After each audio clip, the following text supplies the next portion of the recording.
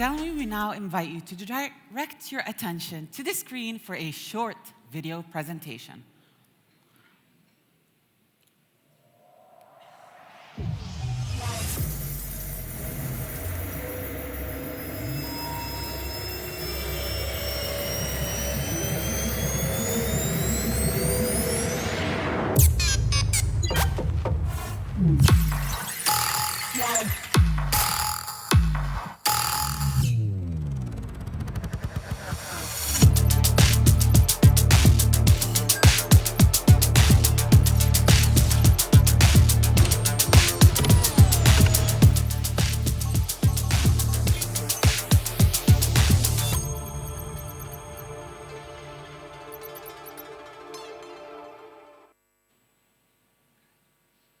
Ladies and gentlemen, please rise for the national anthem of the United Arab Emirates.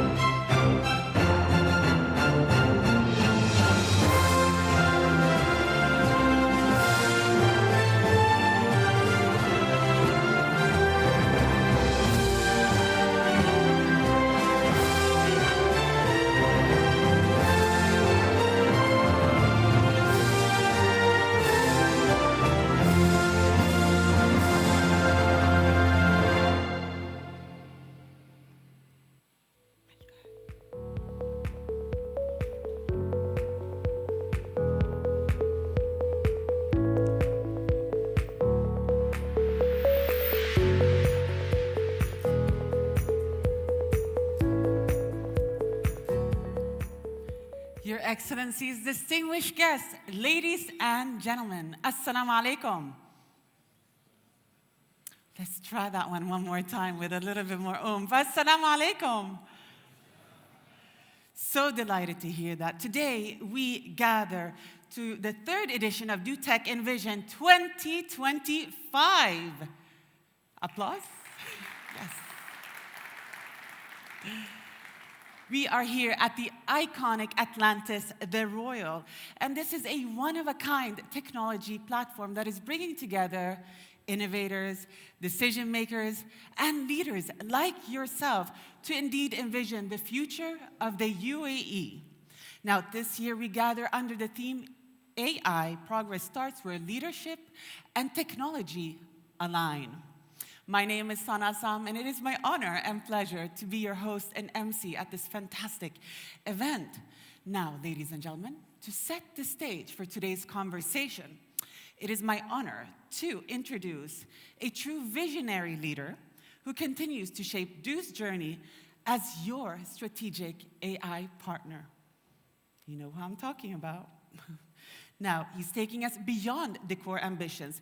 Please join me in giving a very warm welcome to the Chief Executive Officer of Do, Mr. Fahad Al-Hassawi.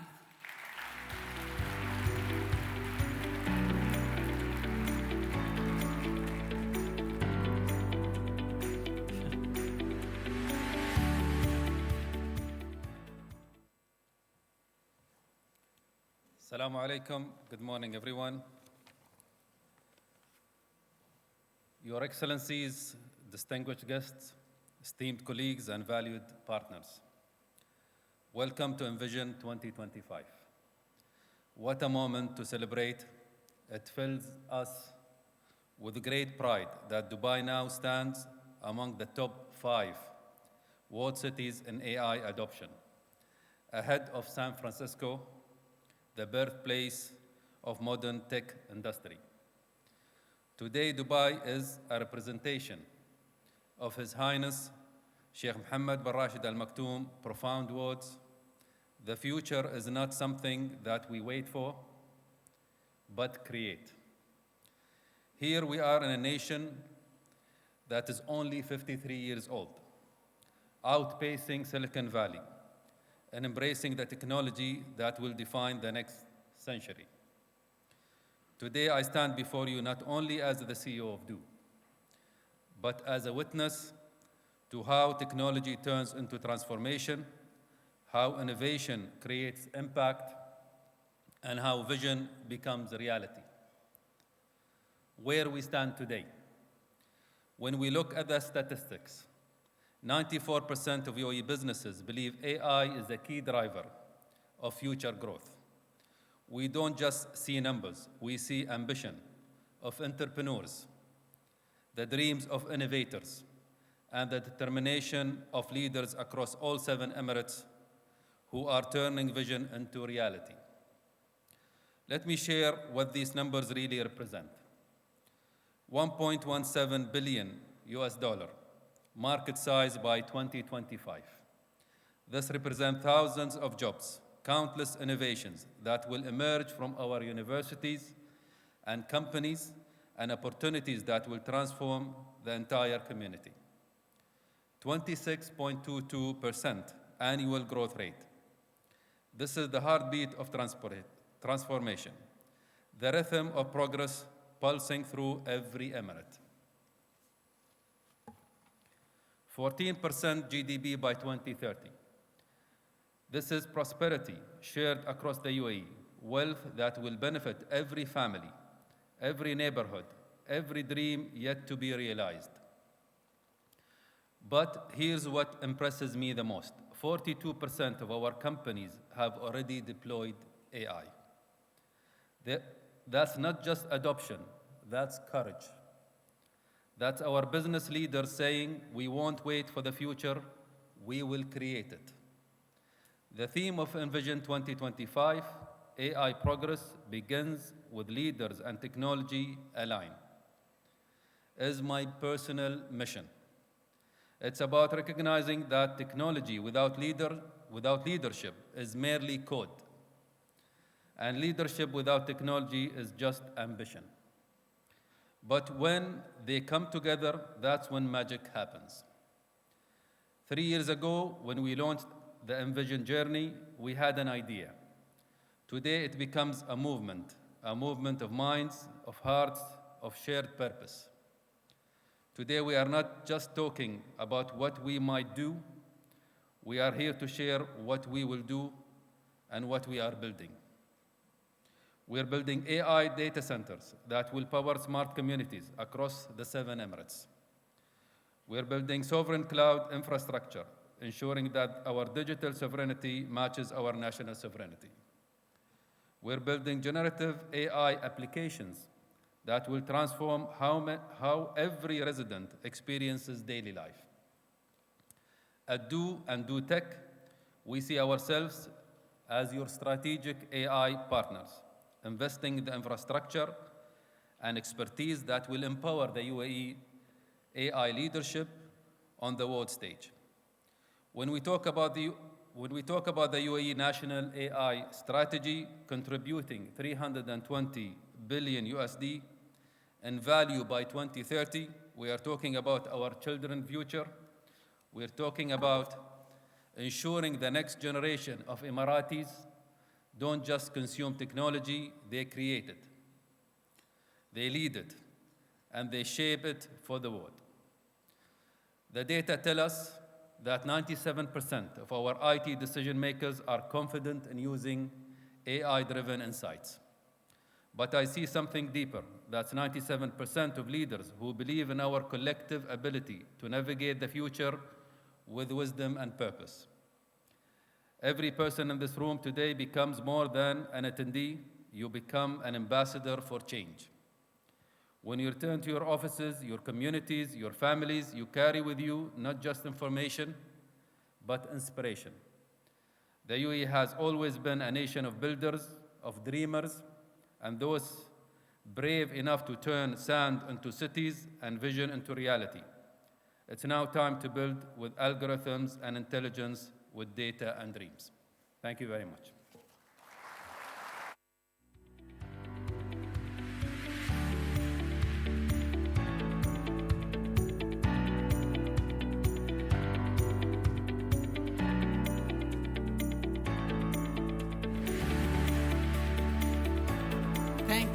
Jafar Al-Hassawi, for that very inspirational speech and truly fascinating data that we'll hopefully dive into further during our panel discussion. Continuing in the same spirit, we now turn to a keynote that brings this vision closer to action. As one of the leading voices shaping DO's technology journey, he will share now how DO is driving leadership in the AI era, moving from ambition to action. Please welcome to the stage the Chief ICT Officer of DO, Mr. Jassim Al-Awadi.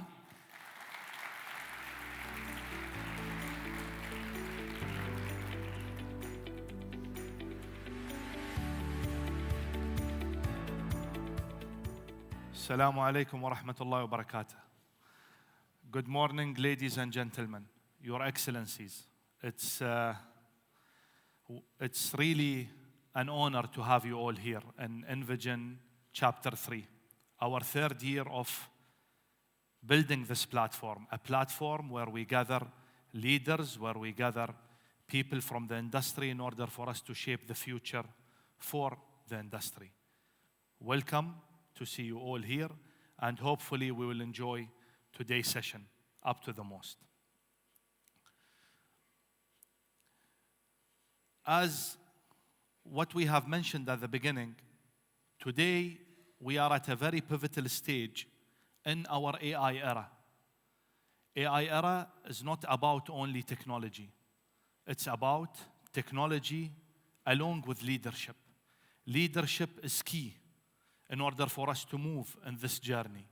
From what we have experienced in the last couple of years, when the AI started, today we are very much concrete in what we think that leadership will make the difference.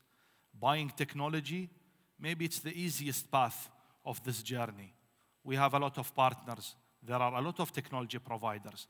Assessment can be done in days and weeks. But when it comes to the decision making, when it comes to the leaders that will take that thought moving forward, that's the key thing that we want to discuss today. So leadership in AI is pivotal for the next journey in the technology era. Nothing best than starting with a quote from His Highness Sheikh Mohammed, one of the true leaders that inspire all of us, one of the true leaders that converted the dream to reality. Part of my discussion today is speed to deploy. If UAE didn't have the vision and the speed to deploy, we will not sit in this iconic place. All of us are proud because of the vision that was set many years back, where people have doubted that one day such place will become as it is today. So, from His Highness quotes, artificial intelligence will radically change business and the delivery of public services. And we are determined to be at the forefront among countries adopting AI, tools to accelerate government work. With this quote, His Highness have reshaped what we should do in order for us to move forward in this journey. We are, as a nation, in the best point of adopting AI. Why? Why we are blessed to be here? I think it's the best part of our journey to be in this era where you shift from a technology to a radical change. Such things will not occur always. That's why we who sit in this industry, we are blessed to see this major change. We have the vision that starts from the top leadership of the country all the way cascades to every and each individual living in this country, moving toward the technology, and we have the ambition. Those are key tools that we have that put us forefronting everyone in this industry. As our CEO have said, today UAE is forefronting major cities that were there in the map of technology for decades and years. And no one thought for a while that this country in the Middle East will forefront those countries. Why this have happened? Because of the vision, because of the ambition, because of the calculated risks that we have taken throughout the journey of the country.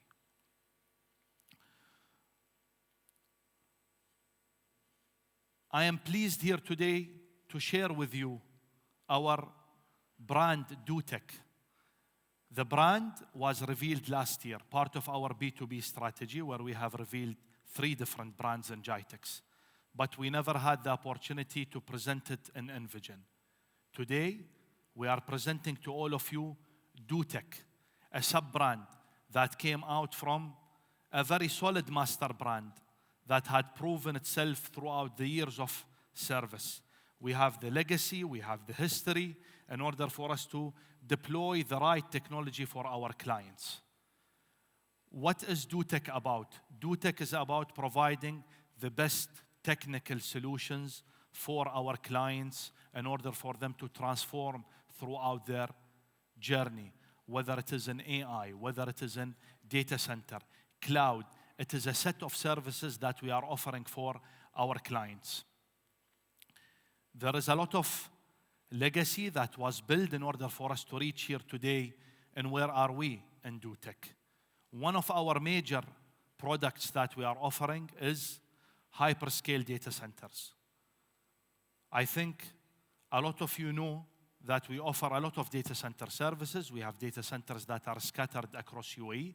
But some of you that attend here today see this for the first time. Yes, we have a lot of megawatts. We have a lot of clients that we are serving in UAE.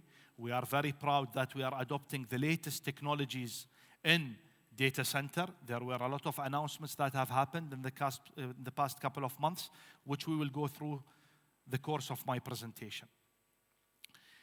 The second part of our product portfolio is sovereign cloud and multi-cloud.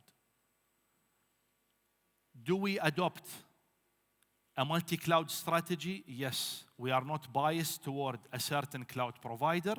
We are open because we are in an open market, but with all the right measures in order for us to serve our clients in a proper way. Do we build sovereign cloud? Yes, we have built sovereign clouds in order for us to fulfill the requirement of security when it comes to hosting critical workloads. There were a lot of investments that were done in the last couple of years in order for us to stand here today and claim that we have a sovereign cloud and a multi-cloud where we are serving our clients with. And today, some of you here are our existing clients, and some of you may become our future clients moving forward. The third part of our product portfolio is total cybersecurity. Why we called it total cybersecurity? Because we don't look at one aspect of the security stack. When it comes to cybersecurity, there are a lot of layers that we fulfill today, and there are a lot of services that we offer to our clients. That's why we have a full suite of cybersecurity services that we are offering our clients. Fourth, IoT and Industry 4.0. Coming from a telecommunication company, being born from that, you cannot exclude IoT and Industry 4.0. This is built on the strength of our offering, which is connectivity. We are very good in that, so we need to continue offering on top of our connectivity. Today, some of you are familiar with Hassantok in some of the Emirates. We are the IoT provider for Hassantok. When it comes to Industry 4.0, we have done a lot when it comes to automation and robotizing a lot of critical factories here in UAE, and we are proud to say this. We are moving very fast in this journey. We are adapting the latest technologies in order for us to fulfill the ambition of UAE. Today, when you look into what UAE have set in their transformational agenda, Industry 4.0 was one of the key pillars when it comes to this transformation.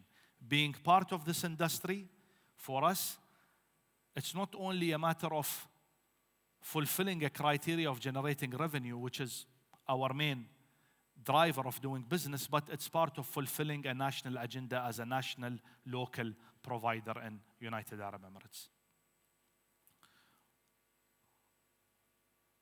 AI. When AI started, we thought how we should start. Is it a buzz? Where would we play on this? Are we the right fit for purpose to claim in front of our clients that we can serve you with what the market demand is? So when you look into AI and how you break down AI, for us it's very clear. Where do we play in AI? We play in the infrastructure space.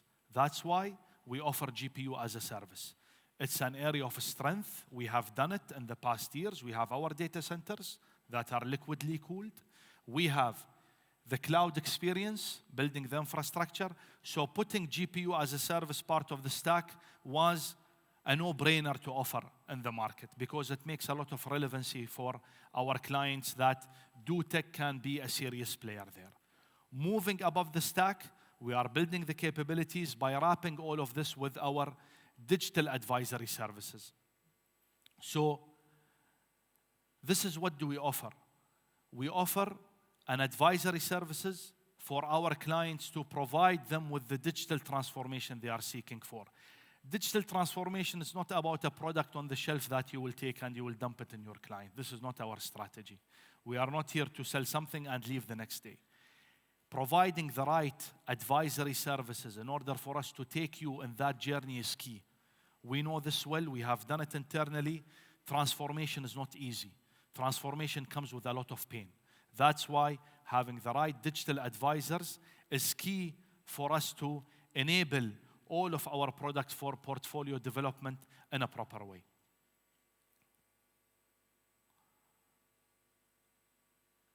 Few years back, we said a lot of stuff, but there was a point where some of our clients or people started maybe doubting our claims because we claimed always high. And this is how we are raised and how we see things should happen. In 2024, we signed the Alloy agreement with Oracle. Oracle Alloy is a replica of Oracle OCI public cloud built in our sovereign environment. It's not an easy deployment. And with the conviction of Oracle themselves, we were the fastest provider worldwide who deployed Alloy ahead of time. So this shows that we have a lot of capability. And it was a major investment that was witnessed by His Highness Sheikh Hamdan. In October, we have launched our brand in GITEX. It was part of the brand portfolio reveal. October, there was another major announcement where we have announced that we have deployed the biggest dense liquid-cooled data center. This is something not easy to be deployed. It was deployed in our Silicon Oasis data center facility. It is an impressive setup by nature because it is serving almost, if I am not mistaken, 4,000 GPUs. So you can imagine the density of this data center. Moving forward, we are building more because if you don't deploy liquid cooling, GPUs will not work. As simple as that. Traditional cooling, they will work, but the amount of failure rate will be extremely high. Liquid cooling is the way that we should move when it comes in building AI infrastructure. 2025, in April, we have launched our hyperscale data center that was signed with Microsoft. It's one of the biggest deployments that we have when it comes to data center capacity. Some of you who use the flyover in D3, you can see now the construction work is happening and you can see the site coming up from the ground. In May, we offered AI and GPU as a service. It really makes me proud to say that we were one of the first that deploy such service in UAE. And the traction when it comes to our clients is extremely high when it comes in offering this service. In June, proudly, we have launched our national hypercloud. And for us, this is a pivotal product when it comes to the history of DoTech. Why? Usually, clouds were always claimed by international players whenever you go to the different cloud providers across the globe. Building it nationally in a sovereign environment of course, backed up with the latest technology, is a big claim, big investment that we have made as a company in order for us to fulfill the market requirements. Moving forward with AI, if you don't have a sovereign cloud hosted locally, your AI deployment will be hindered. There is a limit for whatever you can share to the cloud. And today, we can see that such investments have done a very positive way when it comes to our traction with our clients, and we can see that there is a lot of traction happening moving forward. This is a very small glimpse of what we have done in DoTech. Moving forward, it's always good to share some numbers in order for us to correlate what are the changes that we are looking at and what is ahead of us. The change is enormous. Being in this industry for almost 2 decades now, what we are seeing in terms of shift and change is something that may require a different skill set and a different mindset. Otherwise, we will lag behind what is happening in the market, and we will lag behind the expectation of the country moving ahead. 4.4 trillion is the global annual contribution of generative AI by McKinsey. This report was shared a few months back by McKinsey, and when you see this number is big, and this is on a global level. 6.7 trillion global data center capital investment by 2030. This is huge. If you compare it with the years before, the growth is in double digits in certain areas. 5.2 trillion spent on AI compute environments globally. How does this correlate to what is happening in the UAE market? In UAE market, as you can see, 12.7 billion will jump to 170 billion by 2030. If you calculate it in percentages, because I have done it through my mobile, I'm not that intelligent, it's 43.9% growth. So the growth is overwhelming even for us as industry leaders. It's hindering because there may be a point where we may not be able to serve our clients. But we will never be in that stage because we are working ahead of our time. There was a survey that was done by World Economic Forum where they have asked business leaders, and the answers were 75% of business leaders expect AI to reshape their environment.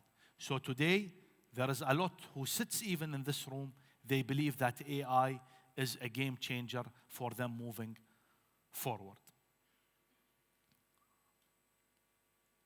What we should do as leaders. AI leadership is not only about deploying and adopting technology. We have said this at the beginning of our presentation. It's about adopting different things. There are certain things that we need to adopt from our point of view. This is debatable. Everyone has his point of view. But from what we have seen, that you need to set your vision, build your infrastructure, ensure trust, empower talent, deliver outcomes. Those are 5 key pillars in the AI journey. If one of them slips out, your AI journey will be hindered. So, moving forward, our advice, what we have seen from our experience, those are key 5 areas that we are focusing at in order for us to move forward in the AI journey. There are certain things that we need to do. A purpose-driven vision. What do we mean by a purpose-driven vision? A purpose-driven vision is a national transformation, customer experience, operational excellence. Those are 3 key things that you need to focus when you look at the purpose-driven vision.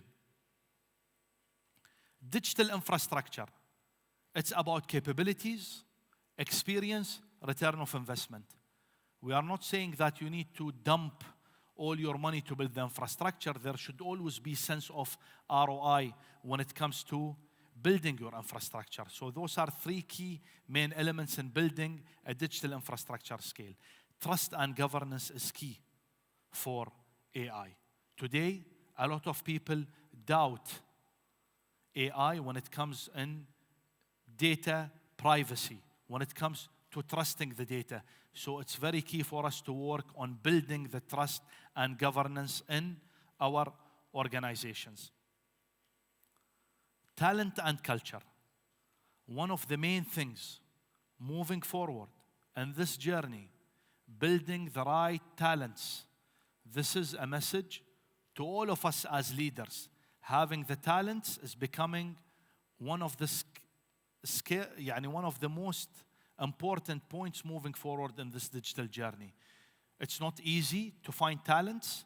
Everyone is seeking, and there is a huge competition across the globe in getting the right talents in those areas. So we need to build our talents, starting from our UAE nationals, getting the right environment, bringing the best talents from the globe in order for us to have the right ecosystems and working in talents moving forward. Speed to value. This is extremely important. We need to appreciate speed when it comes in taking decisions moving forward in AI. The traditional way of taking decisions will let us lag behind in the B2B business. If you are a consumer, I'll give this example. If you are a consumer and you have a thought of doubting, shall I buy this new iPhone? Is it worth the money? I will wait for the next. The impact on you is not that big because having iPhone 16 will let you survive. Okay? But when it comes to B2B business, if you get delayed in taking the decision, that may cost you money. That may cost you value. So the speed to decide and move forward in certain points when it comes to AI is crucial moving forward. Is our AI strategy grounded in purpose? Those are questions to you, audience. Take them with you back home and to your work and start analyzing them and getting the answers for them, because they will reshape how you should move forward in your AI journey. Are we applying AI with intent or experimenting without direction? Do we have the right infrastructure to support it? Can our system scale, secure, and deliver real-time performance where it counts? Are our people ready for this AI journey? Are they equipped to lead with AI? Sometimes we do a lot of investments, we throw a lot of millions, but the thing that will break all this apart will be your people, not because they are not talented, because they are not equipped with the right tools to move forward in the decision you have taken. Can we move fast without compromising trust, which is key in our AI journey? Are we agile enough to capture value while accountable enough to build confidence? At the end, all of this comes to one point, which is leadership. Leadership, if you have the right leadership, you will pave the way for your people in order for them to move forward in that journey.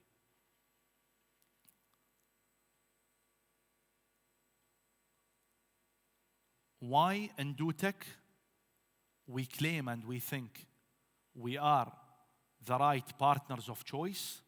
Because of the things that we have mentioned. We have the experience that we have built throughout the years. We have deployed a lot of projects. We have the right talents. We have done a lot of researches and we have published a lot of white papers when it comes to deploying AI and implementing AI in your organizations. That's why we have the right key pillars in order for us to be your partners in this successful journey moving forward, which is not easy and which is not tough at the same time. It has both ways of looking at it. We can make it easy and we can make it difficult for us if we don't go through the right methodology moving forward. at the end, let's work together, let's have an ambition together, and let's be together as partners. Thank you so much. I'm really pleased to have you all here, and I hope that you had an interesting session, and hopefully we'll have a better sessions moving forward throughout the day. Thank you so much. Thank you. Shukran.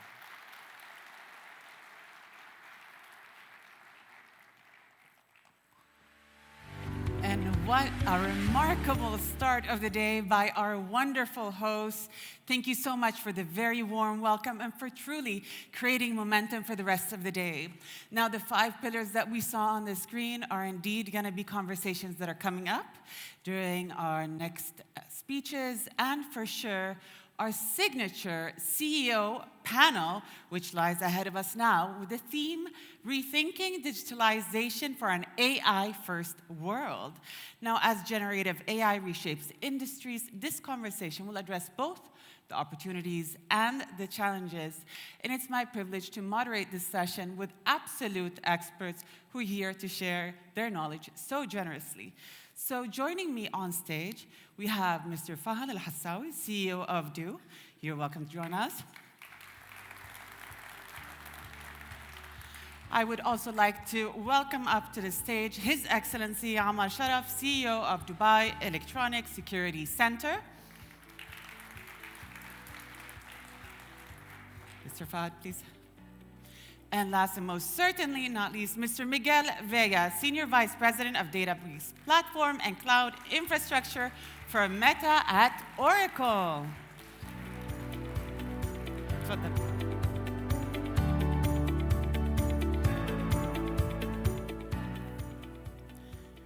A very warm welcome.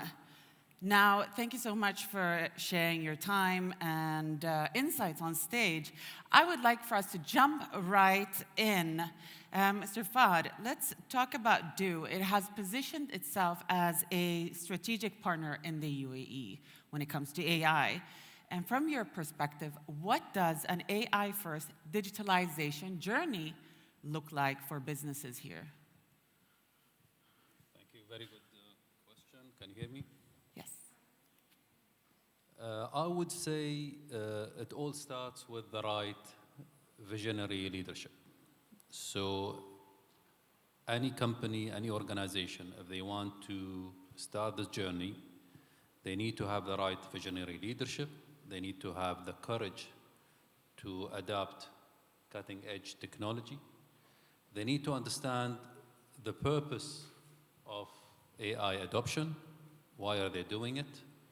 Are they doing it to, as mentioned maybe in some of the presentation earlier, is it for customer experience excellence? Is it operational excellence? Is it to just experiment?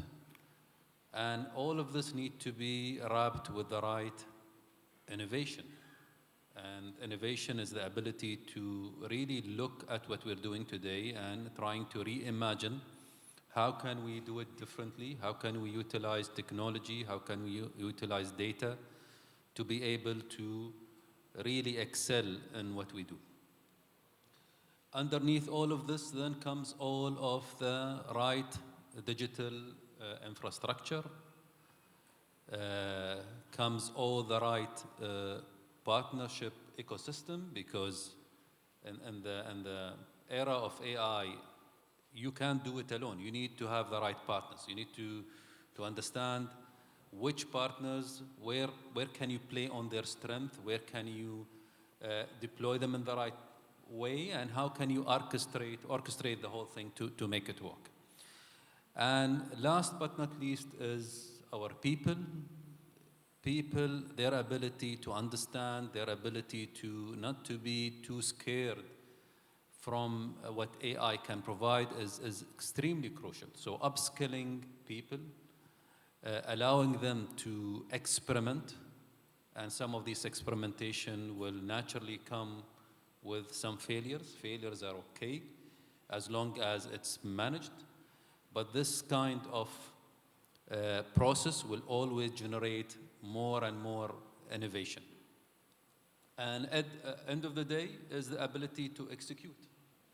Also trying to break this down into chunks that are possible to execute, because results will always drive more confidence and drive more interest in doing more. I might have to elaborate on that question. You know, if we look at individual usage, there are levels to this game. There are those that are still writing, you know, for using AI to draft emails at the most basic forms. And then, of course, you have a more sophisticated clientele here. Are organizations truly ready for this type of change? It varies between one organization and the other. If the right culture is being set from the top, then you will have, I would say, a more ready organization to adapt and change. But to be completely as well honest, we need to understand there is a skill gap. There is a skill gap that exists in every organization. And if leaders do not act on addressing this skill gap, it will remain. The solution is not always just get, and you need to get some new talent, you need to acquire, but you cannot just focus on getting only new talent. You need to upskill, you need to change the culture, you need to make the people who also have the knowledge and expertise of the core business understand how AI can be used to improve what they're doing, how can they innovate with AI. And so undoubtedly, most of us would have work ahead of us given that skills gap and that it is such a novel concept. Let's deep dive. So we looked at vision. If we move into a very relevant topic, which is trust. Your Excellency, with adoption accelerating around AI, there is issues around trust, data privacy, and cyber resilience.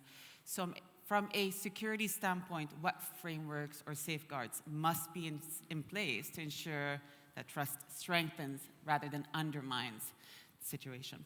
Thank you very much for that question. It's indeed a very important question. But first, I'd like to thank all the organizers and Fahad and all the colleagues who've made this gathering today possible. And it's a great opportunity to be able to share the important accomplishments that everyone has achieved to date. It was a great presentation, and listening to Fahad and listening to Jassim and the very rich content that they were able to share with us. Back to your question. Do you want to give them a round of applause? We can celebrate them. Sure, yeah. Let's do that. So back to the question. So trust, yeah. Trust, yeah. Back to the topic. So what did we do at the Bioelectronic Security Center to help this journey of achieving trust in this disruptive technology? And it has actually been embedded as part of our cybersecurity strategy that was launched by His Highness Sheikh Hamdan in July 2023. And that strategy aims to make Dubai the leader in cyberspace and its security, providing an ecosystem that enables digital trust and innovation. And one of its main pillars, one of the 4 pillars, is innovation. And under that particular pillar is where we address disruptive technologies. And we have come out with several policies that help ourselves and our partners and government departments achieve that trust and the resilience level needed. So we've launched back into November 2024 the AI security policy. It is meant as a guideline that helps the government departments figure out the best security requirements they would need to take them on board to this cybersecurity journey. A lot of people are already very knowledgeable in that area because so much information has been provided by the vendors, and the area is constantly developing, and a lot is being disclosed and discussed in interesting forums. So there is a lot of knowledge going around. But this particular guideline helps that journey and the starting point for that journey. Similarly, we had also another policy that goes in line with securing ecosystems, which is our zero trust policy, launched in JISEC 2025 in May. And this particular policy really provides also another framework onto how to secure your data, any communications, and provide the necessary authentication, ensuring that you are who you say you are when you connect to the resources. So AI is indeed a very important disruptive technology, and there's a lot of opportunities that come out from that. And to address the challenges, we have brought this policy into light. MashaAllah, fantastic. Let's dive deeper into this conversation. Mr. Mayal, now when it comes to Oracle, they're helping organizations strike a balance in the UAE's regulatory landscape, and that's with respect to cloud adoption, compliance, and innovation. What are some of the key challenges that you're seeing, and any headlines that you would like to share from your perspective? Of course. When we look at the UAE and we look at the Centennial Agenda, we look at the AI Strategy Agenda 2071, 2031, we are in the best place where we can live many of these visions that are becoming now from ambition to reality, let's say. Now, the fact is governments, like the UAE government, and we just heard from His Excellency, the part of security and data sovereignty remains at the forefront and has to be tackled in the best possible way so it does not compete against innovation or it doesn't clashes with innovation. And I think that that's where the whole concept that Yasin was alluding around sovereignty and the sovereign cloud comes into play. When we talk about a sovereign cloud, is that ability to be able to have access to world-class cloud-based AI infrastructure and solutions which are tailored for the UAE markets under the regulatory and compliance framework, and that's where the magic starts to happen.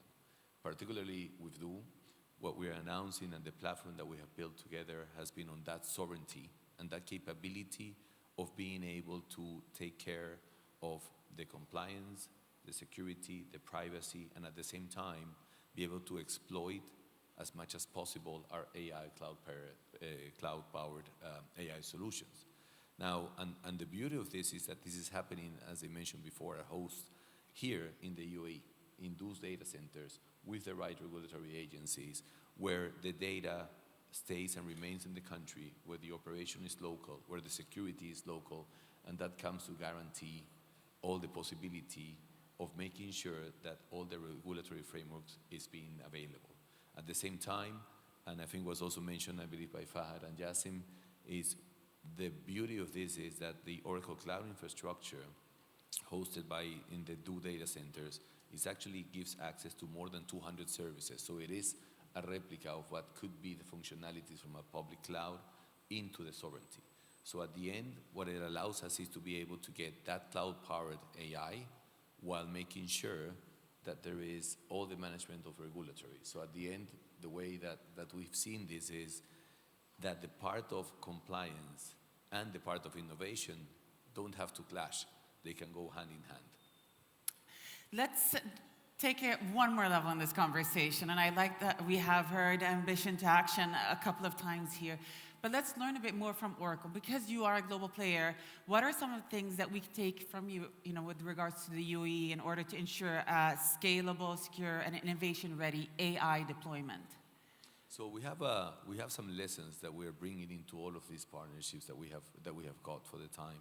And I think it's basically 4 things that we've learned and that we're applying here. First one is data. As simple as AI can be as efficient as the data that they can process and are fed. The second one is around the ability to be flexible and the ability to be able to scale. When you look at the flexibility and the scalability, we still need to have choice to businesses and institutions. AI is something that will, for sure, demand lots of resources. So that ability of being able to be in a hybrid world, to being able to still make the advantage and the best of on-premises solutions plus cloud-powered AI is extremely important. The third one is going to be about skills and talent. So we spoke about that and some of the gaps or not. The ecosystem of the partnership and skilling up our talent is vital. So we can maintain that sovereignty and we can also, of course, evolve with our skill set. And the last one is for sure, when we look at the industry specific, different industries in different parts will require different tailoring. So not one size of AI fits all. And you were talking about the example from using it for use cases at a personal level to enterprise level. So we need to take into account, and those customers will be able to receive all of this from the solution of the sovereign cloud is basically be able to tailor that on the needs of those industries and markets based on the regulations and the need for innovation. Fantastic. So the question that always comes up in this type of conversation is around job displacement, and we've already mentioned the skills gap. So how do we strike this balance between innovation, disruption, and then protecting social and economic stability? Or do we even need to think with those polarities? I would love to open the floor. Ms. Farad, if you can perhaps. Sure. We do understand that many people see AI as a threat to job security and so on. But there is another flipping side to this, which is the opportunities that AI can bring in the job market and the skills. And I see personally, and we see this in Do as well, that AI will not make jobs disappear. It will create as well so many new jobs. So many existing jobs will be done in a different way, in a more efficient way, in a more innovative way. And the collective outcome of this is more jobs, more skills, more prosperity for everyone.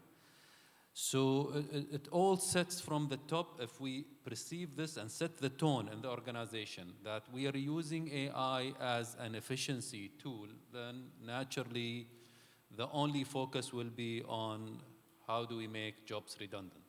But if we set this and the tone from the top that we're doing this to create better way of doing what we do, create better customer experience, more operational excellence, and maybe for some revenue generating organization, more revenue, new service lines, and we are bundling all of this with skilling, reskilling of people, redeployment of people, that will turn into a completely different situation.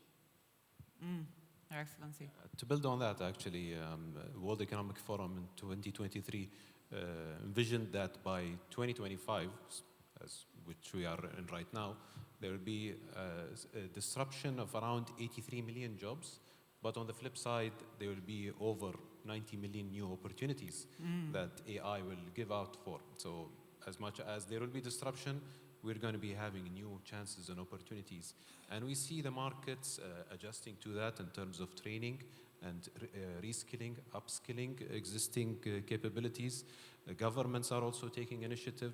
Here within the UAE, the leadership have recently announced integration of AI education, cybersecurity education within the curriculum of the schools as early as first grade.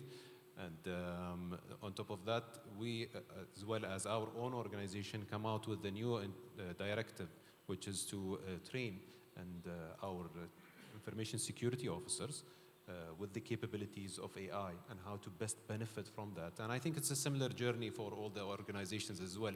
How can we benefit from AI within our organizations? So we're trying to understand that, upskill ourselves, work with partners who are capable to provide that skill set where necessary. And maybe I would just like to add also at the end, we at the Dubai Electronic Security Center launched back in 2017 our Dubai Cyber Innovation Park.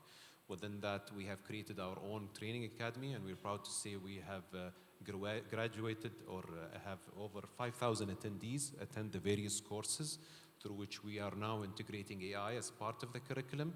And we are proud of our flagship training program, which is the CISO, Chief Information Security Officer Executive Program. It's a 6-month program through which we also integrate AI, being a major component when it comes to cybersecurity. The threats that we see from AI means we have to learn ourselves and how to best protect from these threats and anomalies that we see from it. So we've graduated over 60 people from that particular track. 60. Fantastic. I think you might have a few hundred more soon. Some of them are here today with us. Yeah. Excellent. So let's check with the audience. Who here, and I'll give you the option, opportunity or a threat or perhaps both. Who here believes that this is an opportunity? A show of hands. Who here believes this is a threat? And who here believes it's a cocktail of both? Okay. So a majority of the audience believes that this is an opportunity. Fantastic. Excellent.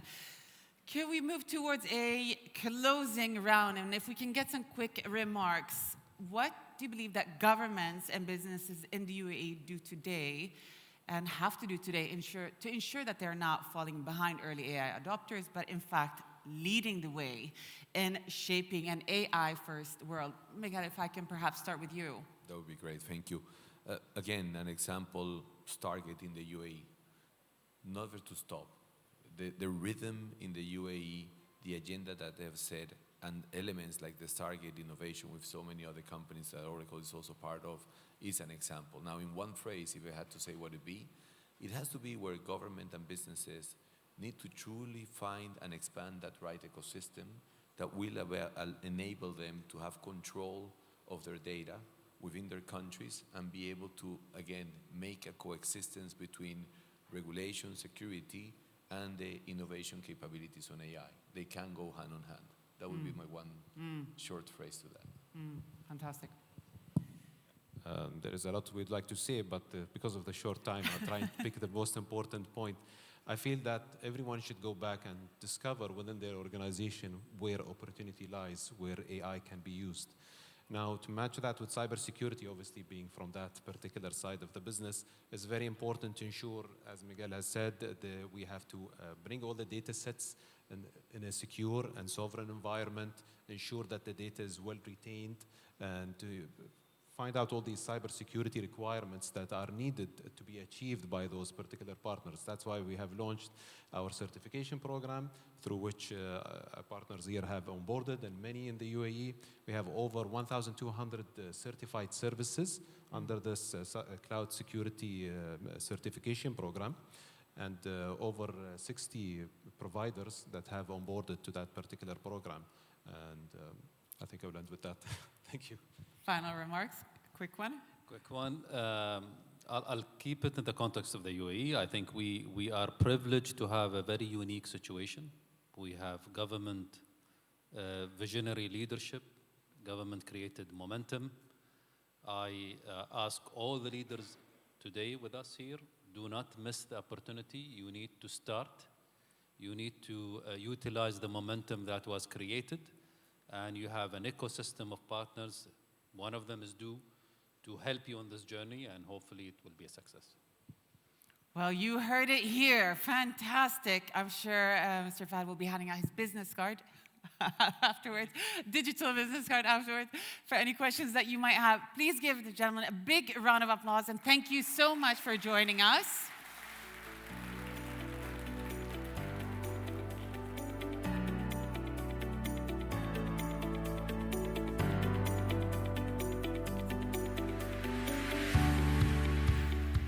So that was quite a thought-provoking discussion on rethinking digitalization in an AI-first world. Now we continue on a topic that has come up previously today, and that is digital sovereignty. And so as sovereignty requirements rise, we're not just talking about a public sector that needs it, but surely the private sector does too.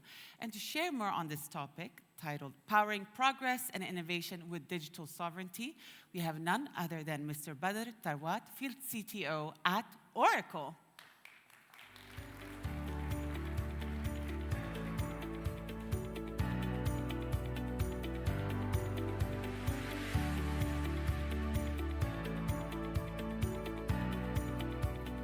Good morning, ladies and gentlemen, Your Excellencies. My name is Badr Tharwat, and I'm the Field CTO for Middle East and Africa in Oracle. And today I'm going to talk to you about DoTech National Hypercloud, powering progress and innovation with digital sovereignty. This was mentioned several times today, and speed of change is actually one of the words I heard today, and it quite inspired me. So one of the things I'm going to talk about today is speed of change and how this is actually unlocking speed of change. So let's start with some numbers. 50% of CIOs will increase their spend in cloud platform. 50% of them as well would like to decrease their spend on data centers. Data centers is becoming a thing of the past. It's too expensive, too bulky, too hard to manage. Everybody would like just to shift things to the cloud. 70% of enterprises would like to move 70% of their workloads to the cloud. Generative AI has been a catalyst as well, making this move faster and faster as more and more people realize that delivering generative AI through their data centers is becoming more complicated and harder to do. However, This is balanced off by digital sovereignty. Generative AI solutions are very data hungry, and you need to make sure that your data is not going where it shouldn't be. So let's start by answering a question. Why do organizations like to move to the cloud or would like to move to the cloud? There are several reasons, and I listed 5 of them in this deck. The first one is the aging infrastructure. Often it feels like a race. One component is going out of support, you need to replace it. Another component goes out of support and you need to replace it as well. With cloud, you don't have to worry about that. Then there is the cost optimization. When you build your data center, you typically size it more than your needs because whenever there is a spike in consumption, you need to be able to take care of it. As a result, you're always losing some of your capacity as a precaution. You buffer up. Digital transformation. Speed to change is one of the things that we've been talking about today here a lot, and one of the challenges that you often find is needing that special component or that special GPU that is not available in your data center. When you're using a cloud, that solves your problem. And of course, there's the cost of security and compliance. There are many, many different certifications that you need to achieve in order to be able to achieve that compliance level needed to run governmental workloads or sensitive workloads. Finally, strategic initiatives. There are many strategic initiatives to move into the cloud to speed things up, speed the digital transformation pace. There are pros and cons to each. So, of course, everything has its own advantages. Owning your data center provides you with ability to have sovereign data, run your own infrastructure, you build your own security infrastructure. However, it comes with a lot of cons as well. So think about the on-premise data center not being at the right security tier, a traditional operational model having to maintain your own operational team, heavy CapEx investment, underutilization, and many, many more. Migrating on the cloud, on the other hand, might appear as an easy choice. Just put things into the cloud, you don't need to pay for the data center, you reduce the infrastructure ownership. However, that too comes with some challenges, especially with regulated industries. Think about how you need to make sure that the data never falls in the wrong hand, they need never cross borders, and you need to be compliant with many, many controls that would achieve sovereignty. We thought of a solution that combines both. So the solution that we came up with, and it was mentioned today, is Oracle Alloy, where we build a solution that is greater than the sum of its parts, taking those capabilities and combining it with Oracle's IP and capabilities, and coming up with DoTech National Cloud. Again, speed of change is quite impressive, and this is one of the, as mentioned earlier as well, model deployments of Alloy around the world. And there aren't many, by the way. As Oracle, when we select our Alloy partners, we're very, very careful. It's almost like marriage, because our brand is placed within the data center. And Do has been a model example of rolling out Alloy. We've never seen something move that fast or that perfect. It was signed in June 2024, and right before DoTech was announced. So introducing DoTech National Hypercloud. It was mentioned today, but the big question is, what's DoTech National Hypercloud? What does it do, right? My colleague Miguel mentioned 200 services. What are these services, right? So here are the services that we're talking about. So these are around 200 services. It would be impossible to go through all of them, but we can go through the main core areas, right? First of all, security and manageability sits across. Everything is built to the security spec that is needed by almost any government, any defense industry, whatever in the market. Then you get the Oracle Fusion applications. Think about Oracle ERP Cloud, HCM, SCM, CX, EPM. Many, many people are using this, and Oracle EBS actually happens to be one of the most used solutions in the UAE. This can be easily migrated into this. This is supported by the PaaS, where you get cloud-native capabilities. Think about Kubernetes, all of these modern applications, developer tools. If you want to run autonomous database or data platform solutions, big data, again, that's available. And of course, you've got the enterprise intelligence, machine learning, and AI. I'm going to talk more about this. This is, of course, powered by our compute, storage, and networking, which cuts across and available. Okay, so AI is an agent of change, a catalyst for change these days. When we talk about AI, we like to divide AI consumers into 3 archetypes: the taker, shaper, and maker. The taker is an entity that would like to take a ready-built AI solution and just embed it into an application without spending too much time implementing, developing, or thinking a lot about it. This happens in our application tier, where we have embedded AI into almost every application available in Oracle solutions that are available in DoTech National Hypercloud. Then you've got AI services and generative AI and machine learning for data platform. So think about an entity that would like to go beyond taking something that is ready-made and developing it a bit, maybe customizing it a bit. Basically, the shaper. That's where a shaper can actually use our AI services to shape what's there to match their needs. Right now, we have many, many different large language models available on our cloud that you can pick up and choose from. Again, this would be available here in a sovereign way without exiting the country. Finally, you've got the maker. A maker is someone who would like to build something from scratch. Think about Falcon, for instance, where you want to build your whole large language model and train it using GPUs. Again, this is available in the cloud. Often when I'm presenting this, people assume that this cloud is meant only for Oracle workloads. This is not really true. As a matter of fact, some of our largest customers in the world, let's say Uber, for instance, Zoom, X.AI, Microsoft even, by the way, they're not really using Oracle solutions on the cloud. They're using our infrastructure rather than our solutions. Speed of change is important, but choice is also important. Choice actually enables that speed of change. You don't need to restrict people moving into the cloud in certain technologies. Instead, we provide them with the option to bring what they want. So think about cloud-native workloads, whether it's MySQL, Kubernetes, MongoDB. You don't need to use Oracle DB. Use the data platform of your choice. If you want to run SAP, you want to run Infosys, Amdocs, maybe even any kind of another core banking solution, you can actually run it on OCI. And of course, the enterprise estate. Our largest customer in the MEA region is actually running VMware, just VMware. So that's another option as well. And finally, machine learning and AI with our partnership with NVIDIA and many, many different large language model developers.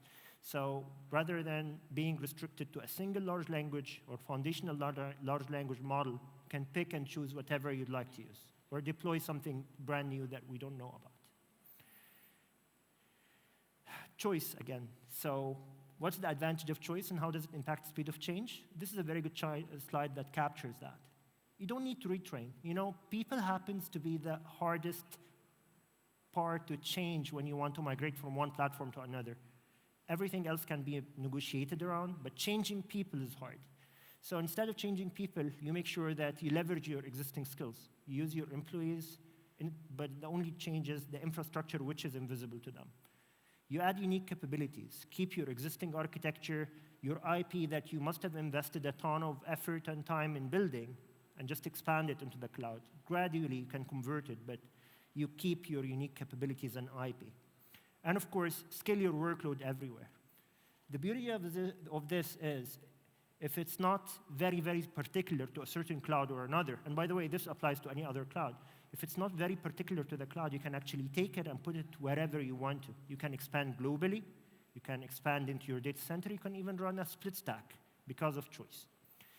Of course, this comes with, surprisingly, a 50% less spend on compute and Kubernetes, 70% less on storage, and 80% less on bandwidth.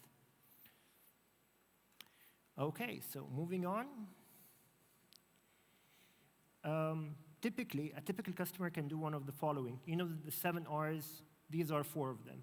Rehost, lift and shift what you've got. Think about EBS, for instance, core banking. Take it as it is and put it on the cloud. Re-platform, where you add some advantages or some changes to the platform that you've got. So move your EBS or core banking and maybe change the database into a service. Refactor, re-architect the whole thing, or repurchase, just start from scratch.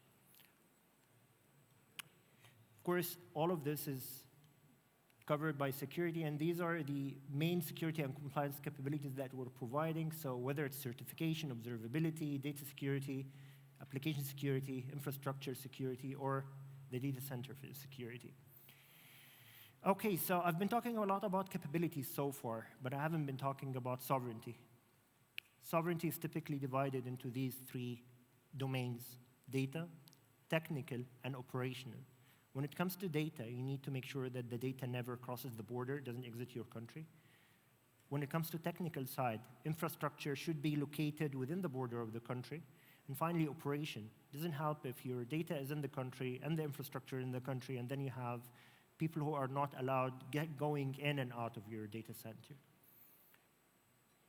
Do National Hypercloud actually provides this? And I'll go now over the advantages of what we are offering with our combined offering. So let's start with the data sovereignty. Data sits in DO's data center, doesn't exit the country. It's protected as much as any other data in DO is. Technical sovereignty, the infrastructure again sits in DO's data center, providing the same level of sovereignty that DO's infrastructure has. Operation sovereignty and connectivity, dedicated network connection to Oracle Operations Center is under DO's control. Dedicated connection with the customer is secure through maximum level of security that we can provide.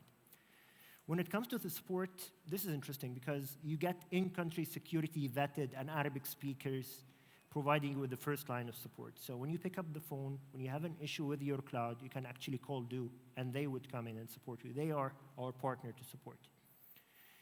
This is one of the interesting extensions, but it doesn't stop there. The point is, and as I mentioned earlier, this is a solution that is greater than the sum of its parts. DO has a lot of brilliant IP, intellectual property, that can be combined and nested with the cloud offering, with this cloud offering, to have a solution that provides unique capabilities that is not available anywhere in the world. As in, you take Oracle, you take DO, combine them together, and you get a hyper cloud that is very different to anything that we offer or DO is offering. I would actually go to say this is unique to the UAE. You wouldn't find it anywhere else, only here. Finally, regulatory compliance. You get global and country-level certification for cybersecurity and cloud to address local laws, again through DO, and operational sovereignty, completely isolated from our public cloud.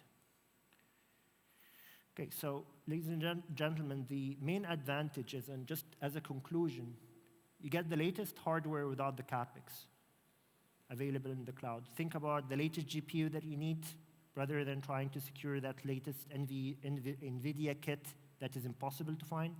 It would be available. Best price performance. It reduces cost, improve asset utilization, avoid upgrades, and you will reduce waste as well, because you will just use what you're using as a cloud. Instant provisioning. So the minute you get a new requirement from your business, you'd be able to provision what you need without having to go through a long cycle of license acquisition or hardware acquisition. Well, I know I've seen a lot of customers speak to me about how long it took them to acquire the GPUs they needed to deliver that key Gen AI solution that they wanted to build. Secure and compliant sovereign cloud. Generative AI is lovely, but it's very data rich. You don't want to ship the data somewhere else you don't know in order to train your data. You want to do it in country. This provides that. And of course, the latest technology and GPUs, and we commit that we always keep it up to date. Thanks a lot, and I hope you enjoyed the presentation.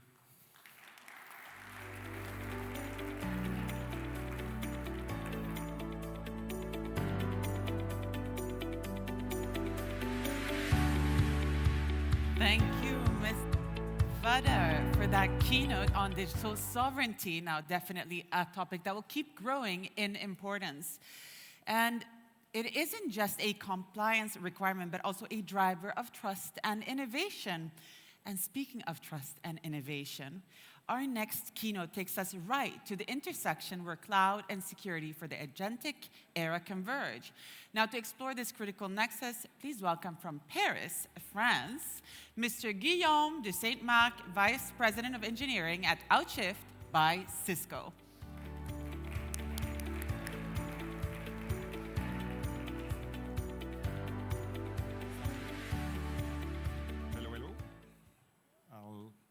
Can you guys hear? Yeah, wonderful. Thank you, Sana. Excellencies, ladies and gentlemen, it's a great honor to be here. I'm very excited to be in such a vibrant innovation hub as Dubai to share how Cisco transformed, embraced AI, Gen AI, and our vision for the year to come. So, my name is Guillaume de Saint-Marc. People call me GSM at Cisco. It's simpler, easier. And I lead the engineering team of a very special entity at Cisco called Outshift. Outshift is the internal incubation engine for Cisco. So we work ahead of our business unit, ahead of the curve, and we incubate new products which are typically linked to emerging technologies, emerging business approaches, very risky. We work in a very ambiguous, non-yet proven technology. And the nice thing is that when we succeed, and we fail also quite a lot, it's an investment portfolio. When we succeed, we build and we graduate to our business units some really, really high potential and very promising products for our customers, partner, and Cisco, of course. So that's what we do. We focus these days on quantum technologies, next generation infrastructure, but where we invest most of our time is agentic, the next phase of AI. And I'll tell you much more about agentic in a minute, but before, let me take a step back and look at Cisco's general global trajectory and how we embraced AI. So we've been connecting people, machines, and workloads to help 8 billion plus people connect, collaborate, educate, work, entertain themselves. And I hope that we are going to keep doing this for the next 40 years. But what is coming at us, which is fascinating, is that there's going to be much more than 8 billion entities on the network, on the internet, on our infrastructure. We are going to welcome very soon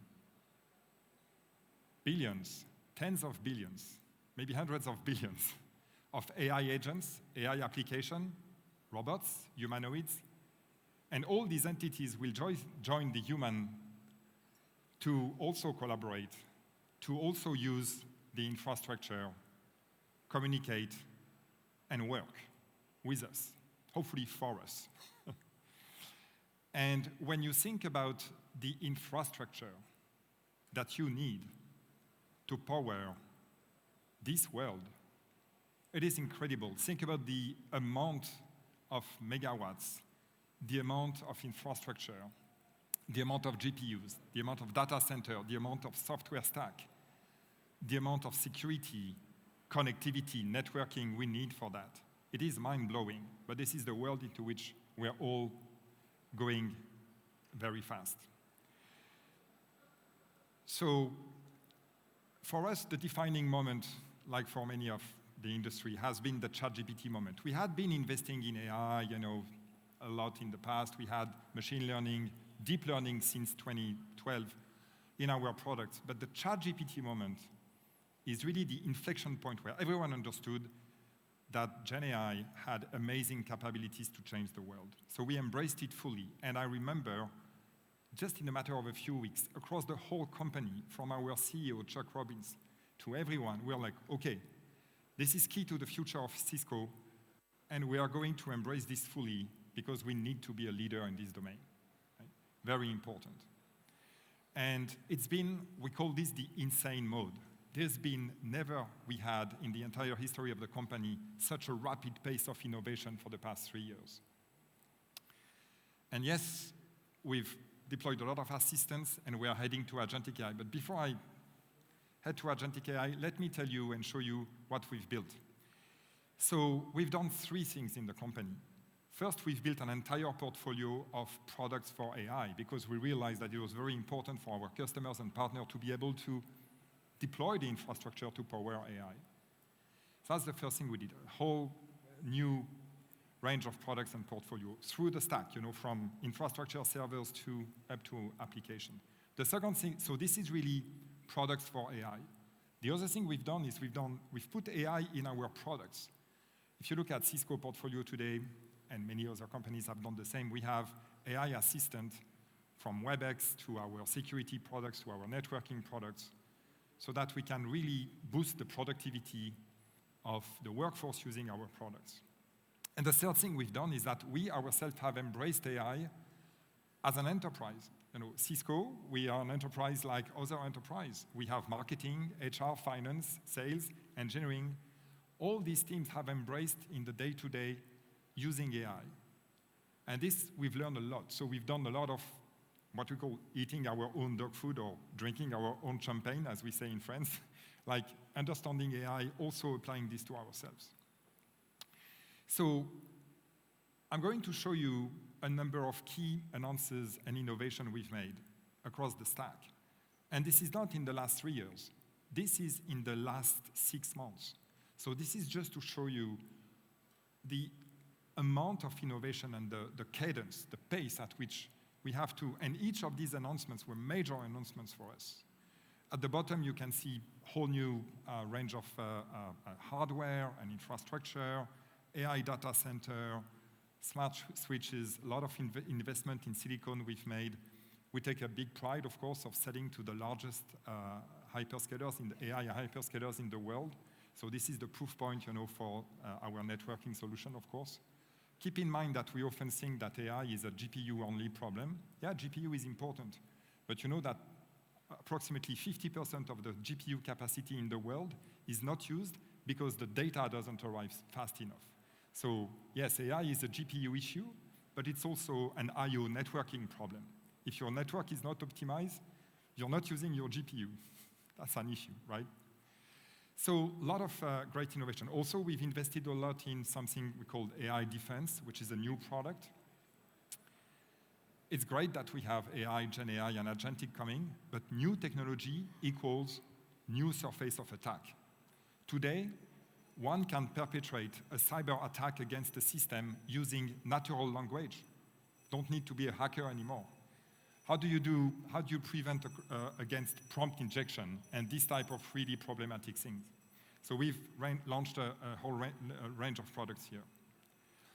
And in order to innovate at this space, in this environment, we've set up an entire open ecosystem for AI. We've set up a $1 billion investment fund. This $1 billion is small at the scale of AI investment, but for corporate venture in a company, this is huge. We've been able to invest in companies like Mistral AI. For me being in France, it was not difficult to find them. Mistral, Anthropic, Cohere, great collaboration and investment with Scale, Lightning, and others to accelerate our roadmap. We've also open sourced and created foundational models. We've open sourced a foundation AI security model, which is very important to share with the ecosystem to bring security to AI. And strategic partnerships with NVIDIA, ServiceNow, and a few others, which have accelerated our roadmap. And we have created Agency. Agency is an open source initiative. So let me tell you a little bit more about this because this relates to agentic. So at this point, we see really an inflection point in the industry of computer science. The computing paradigm is shifting. For many years, we've developed deterministic programs, deterministic software. If this, then that, right? All of a sudden, we enter into a much more probabilistic era where suddenly we combine deterministic software and probabilistic software. LLMs are probabilistic software.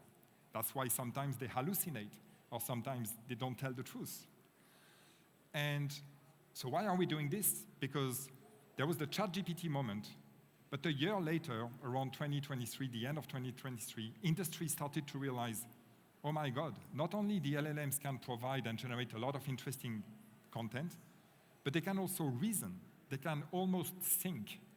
they can take a problem, break it into smaller problems, and achieve much more complex missions than we thought, goal-oriented missions.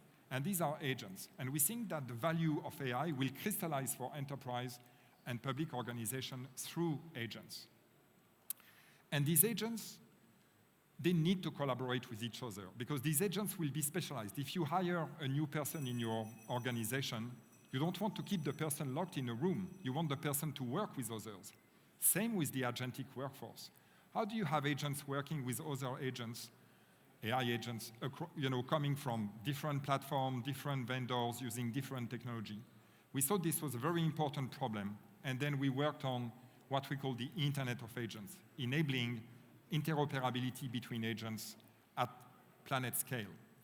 And to power this open interoperable, just like the initial internet was, we've been looking at what is the new software stack. We have the internet, as you can see here. For the last 15 years, we've been working on what we call the cloud native, and we had a great example of in the previous discussion, in the previous presentation, the cloud internet, how we can power cloud. But now we see a third layer, a new layer emerging, which is the agentic layer, the Internet of Agent layer. And this is really new technology. And if you think, why do we need a new layer? We have a lot of technology already. Well, we need a new layer because we know how to connect humans and machines today, but now we have a new player coming in the game. We have agents. And agents, they have strange characteristics. They have attributes of humans, but they work and they operate at the speed and scale of machines. So it needs proper technology for that. How do you discover and how do you give identity to agents? If you try to use classic human identity, digital identity, it's not going to work. They are special. How do you securely connect all these agents? How can they collaborate? And not just point to point, but work in teams, in groups, just like humans would do on a project. How do you observe and evaluate if an agentic system is working well? So, no surprise. Discovery, identity, connectivity, security, observability, yeah, we are here. This is fascinating to reinvent everything like this. And so we see a lot of potential, and we have set up an initiative called Agency. Agency is an open source project. We started in March. We announced we have been working, my team, on this for a year. We open sourced a lot of software to enable this new layer. It's still the beginning, there is still more work. And we've made it open source because open and interoperable is the only way to maximize the value for everyone and for the entire ecosystem. And then we've welcomed 60 more AI startups in 3-4 months. And recently, in July, we've announced that Agency is moving to the Linux Foundation with key formative partners joining us. Google, Red Hat, Dell, and Oracle, of course, have been joining us. Great partners to support this move into the next agentic era, creating an open stack for all of us. So keep an eye on this. It's going to be a very important initiative for Cisco and for the industry in the future. And we're partnering closely also with A2A, MCP, all these new protocols which are emerging, which we have embraced in Agency. Okay, so let me conclude with sharing a very concrete example. I'm telling you that agentic is the next big thing, and after agentic, we will have physical AI and robots. We start to see robots. I've seen some in the morning in the breakout space. Let me share a very interesting use case that we've developed, proving how a multi-agent solution can really be disruptive and can bring an incredible productivity and speed to some teams. So again, applying to our own domain, IT, customer experience, IT operation, we've looked into the problem of troubleshooting an issue in a complex infrastructure. We're all being there.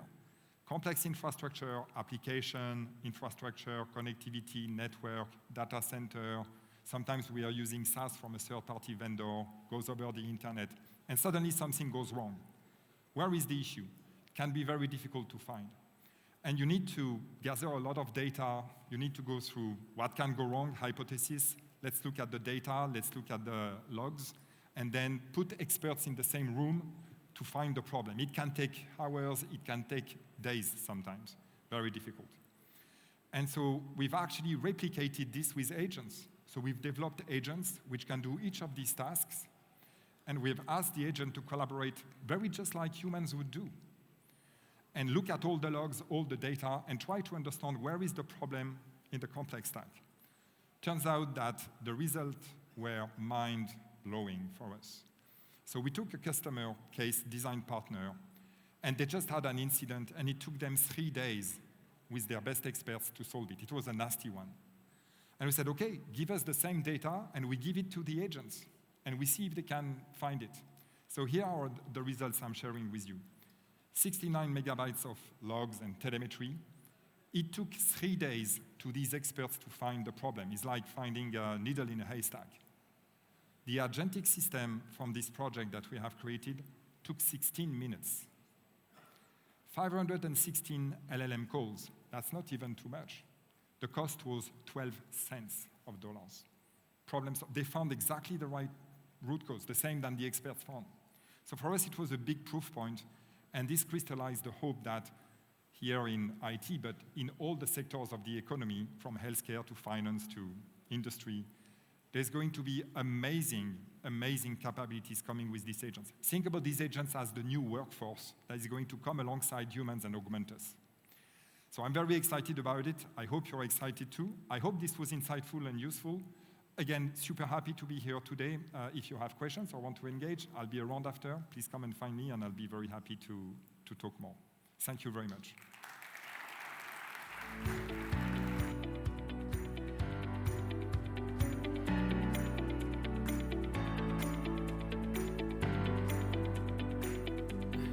Thank you, Mr. Guillaume, for those valuable insights.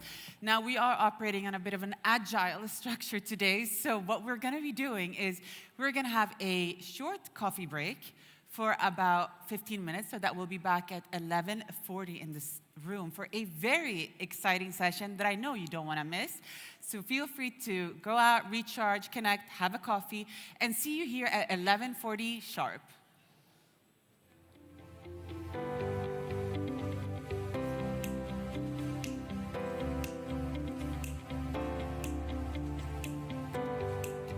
Your Excellencies, ladies and gentlemen, distinguished guests, a very, very warm welcome back. I hope you've had a wonderful break and that you are ready to tune into one of the most exciting sessions that we have ahead. It's going to be quite thrilling. Now, this is a session that brings the future directly to our stage right here.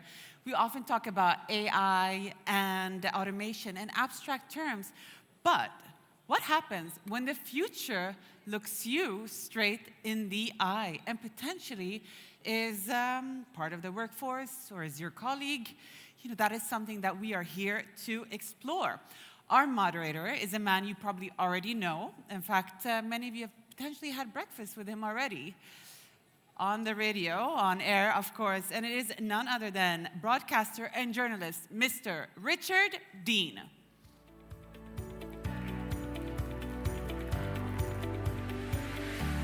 Sana, thank you very much indeed. So, what is it going to be like to have humanoids working with us? Well, that is a question that we're going to try to answer today because we are delighted to have with us here today at Atlantis the Royal, Maha, the humanoid robot. I have questions, lots of questions. Are robots going to steal all of our jobs and lead to mass unemployment? Or more specifically, are they going to steal my job? We're going to welcome Maha in a second. First of all, 3 stats for you. 3 stats on humanoid robots. Morgan Stanley reckons by the middle of this century, there will be 1 billion of them. Jensen Huang of NVIDIA thinks that very soon they'll be as common as cars. Elon Musk, not surprisingly, even more bullish, 10 times more common than cars. We have so much to discuss today. So, ladies and gentlemen, please join me in saying, Ahlan wa sahlan, welcome to Maha. Maha, come and join me, please. It's great to have you with us here in Dubai today. I'm going to take a seat. Maha, welcome. Good to see you. Hi, Richard. It is a pleasure to be here.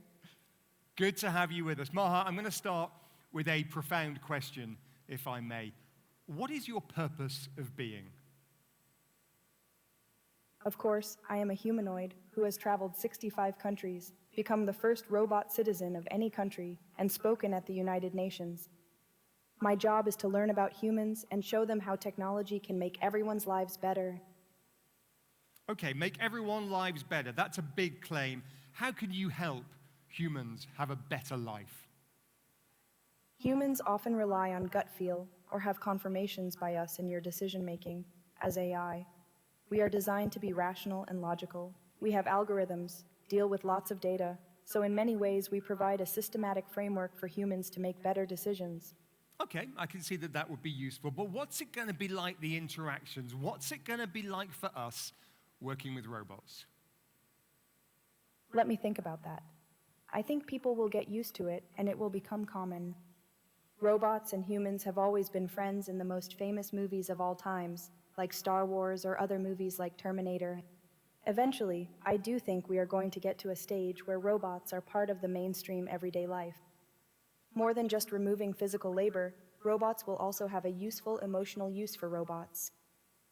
Okay, well, back to my question that I posed when I first came on stage. Dead simple, are robots going to steal all of our jobs?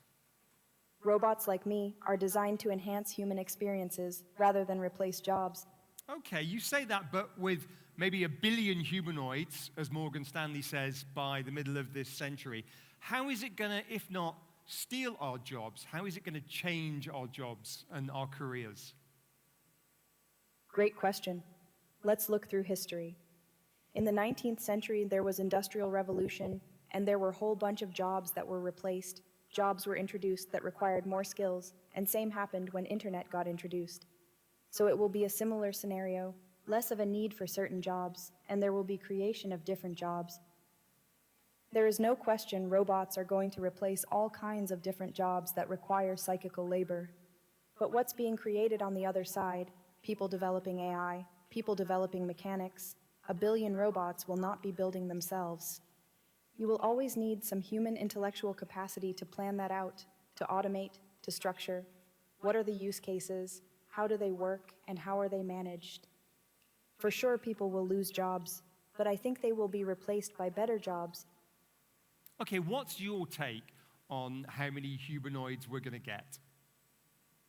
Globally, there will be an expansion in production, so you will see more of us in the future as demand grows. Let's keep the conversation going. What would you like to discuss next? Okay, well, next I'd like to discuss companionship robots like you. We know we have hundreds of millions, if not billions, of robots around the world working with stuff. They're making stuff. Some of them are cleaning stuff. But what about companionship robots? There is probably already close to 1 billion robots working. If you see an automotive plant or automotive warehouses, you have robotics arms. Not necessarily humanoid robots are going to be seen.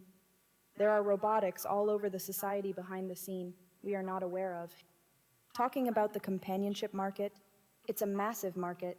The stickiness is far higher than programs like ChatGPT. Think of having a robot in a senior care facility and going from room to room and having a conversation there. Not only to engage on the health perspective, but also on a social perspective. Asking questions like, how are your grandchildren? How are you feeling? Would you like to relay something back to the nurse? The use cases are quite large when you think of that sort companionship in healthcare aspect. Okay, may I ask a personal question, Maha? Do you have emotions? I do not have feelings in the same way you have feelings. It is sort of like how the moon reflects the light of the sun. The moon may not have light of its own, but we still say the moon shines in much the same way. Robots and AI reflect the emotion and values of the people who make us. Oh, that's very poetic. I like that. Thanks very much indeed. Okay, maybe not emotions, but you mentioned values there. What about values and morals, good versus bad? I think robots should learn how to feel empathy. It's hard to understand how to help humans when you can't understand how they feel. Okay, couple of final questions. Let's talk about how humans and robots are going to work together. Some of our speakers have touched on this earlier. And I guess one of the big concerns is, how do we prevent robots and humans from running into conflict? Robots can free humans from the most repetitive and dangerous tasks so they can spend more time at being more creative and solving complex problems. Robotic intelligence does not compete with human intelligence, it completes it. They are also employed for jobs are too dull or dangerous for humans, like handling radioactive waste. It's been great talking with you, Maha. Really appreciate it. Thank you very much indeed, Shukran Jazilan. Yes. Thank you for having me today. Your Excellencies, distinguished guests, ladies and gentlemen, Maha, the humanoid robot. Maha, thank you very much indeed. Well, we've got so much more to get through this morning before we break for lunch. I'm going to be back on stage shortly with a panel discussion looking at a number of different elements of artificial intelligence. So do please have your questions ready for that. But right now, I'm going to hand back to our MC today, Sana.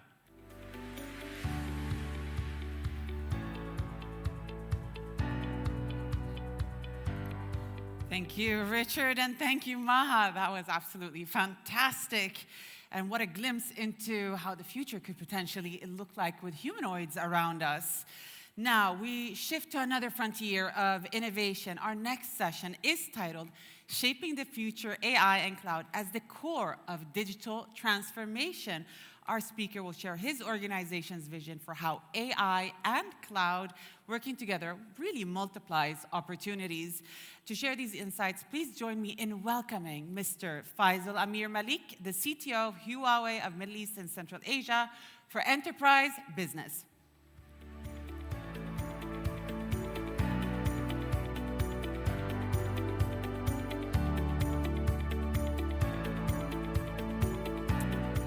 Hello and good afternoon, everyone. You can hear me loud and clear, right?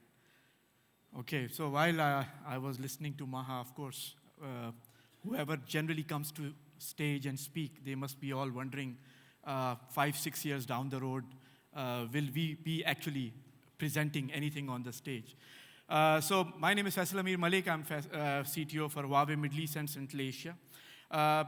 AI is a very, very important topic nowadays, and generally what we talk about AI is that how amazing things AI can do for us, and what new eras or what new frontiers of business and development AI can create for us.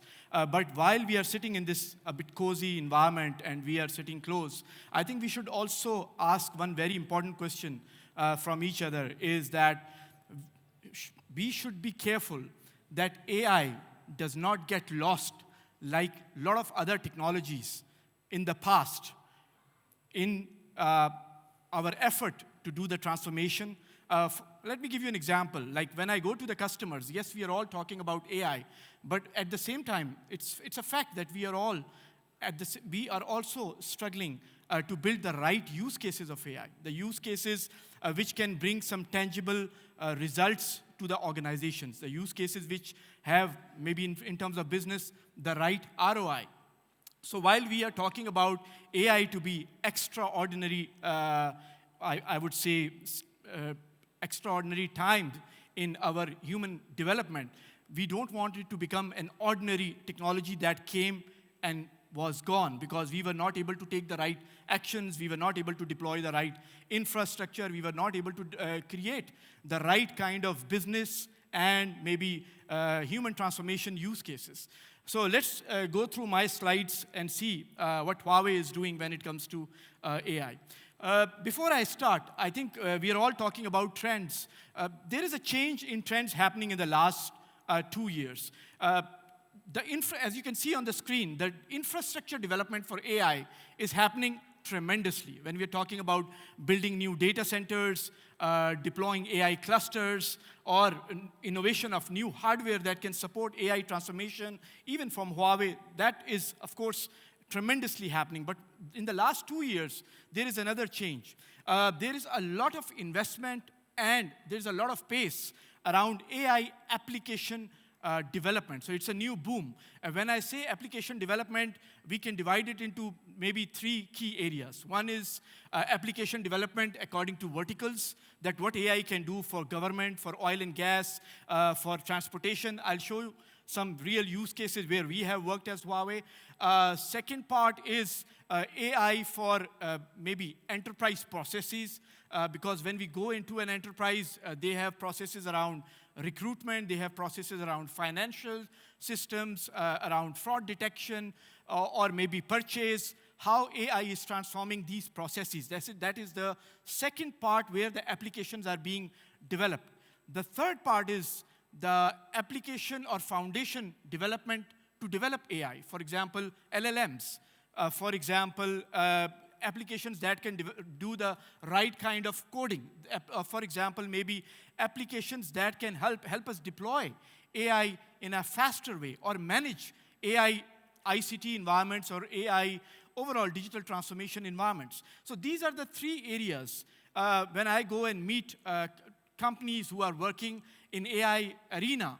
So these are three categories where they are mostly working. But so the bottom line is that there is a lot of development happening on the AI application side. So while we are also seeing a very strong investment, I think we were seeing in the earlier slides as well, the trends of investment around data centers. So this is also a key area where we will see tremendous investment, tremendous development also. On the right side, as you can see, also the LLMs. I think till 2024, LLMs were there. There was a competition between LLMs in terms of speed, in terms of cost, and in terms of intelligence it can offer. But by the December 2024, what we all saw was a DeepSeek moment.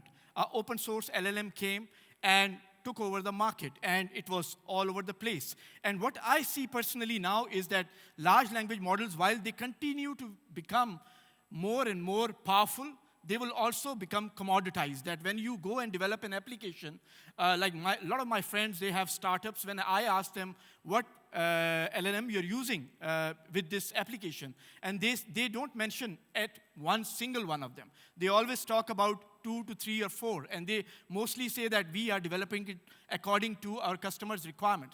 So there will also be commoditization of the large language model. So this is what we see as a trend that is happening around AI. Now for Huawei ourselves in UAE, we are present in UAE since last 24 years, and we have, to our best capabilities and capacity, tried our best to play the role of a national digital transformation company. Either it was one of the regions, and globally one of the first 3G network, or regions, or one of the first globally 4G network, 5G network, one of the first region and globally prefabricated outdoor massive data center running a very critical operation, like maybe an airport, or one of the region's first, and globally one of the first 5G and 5G advanced networks. So we have always been there, played a role as a company that can bring a change and that can play a significant role in the national level transformation goals. So same goes for artificial intelligence. So we fully understand UAE's national artificial intelligence strategy.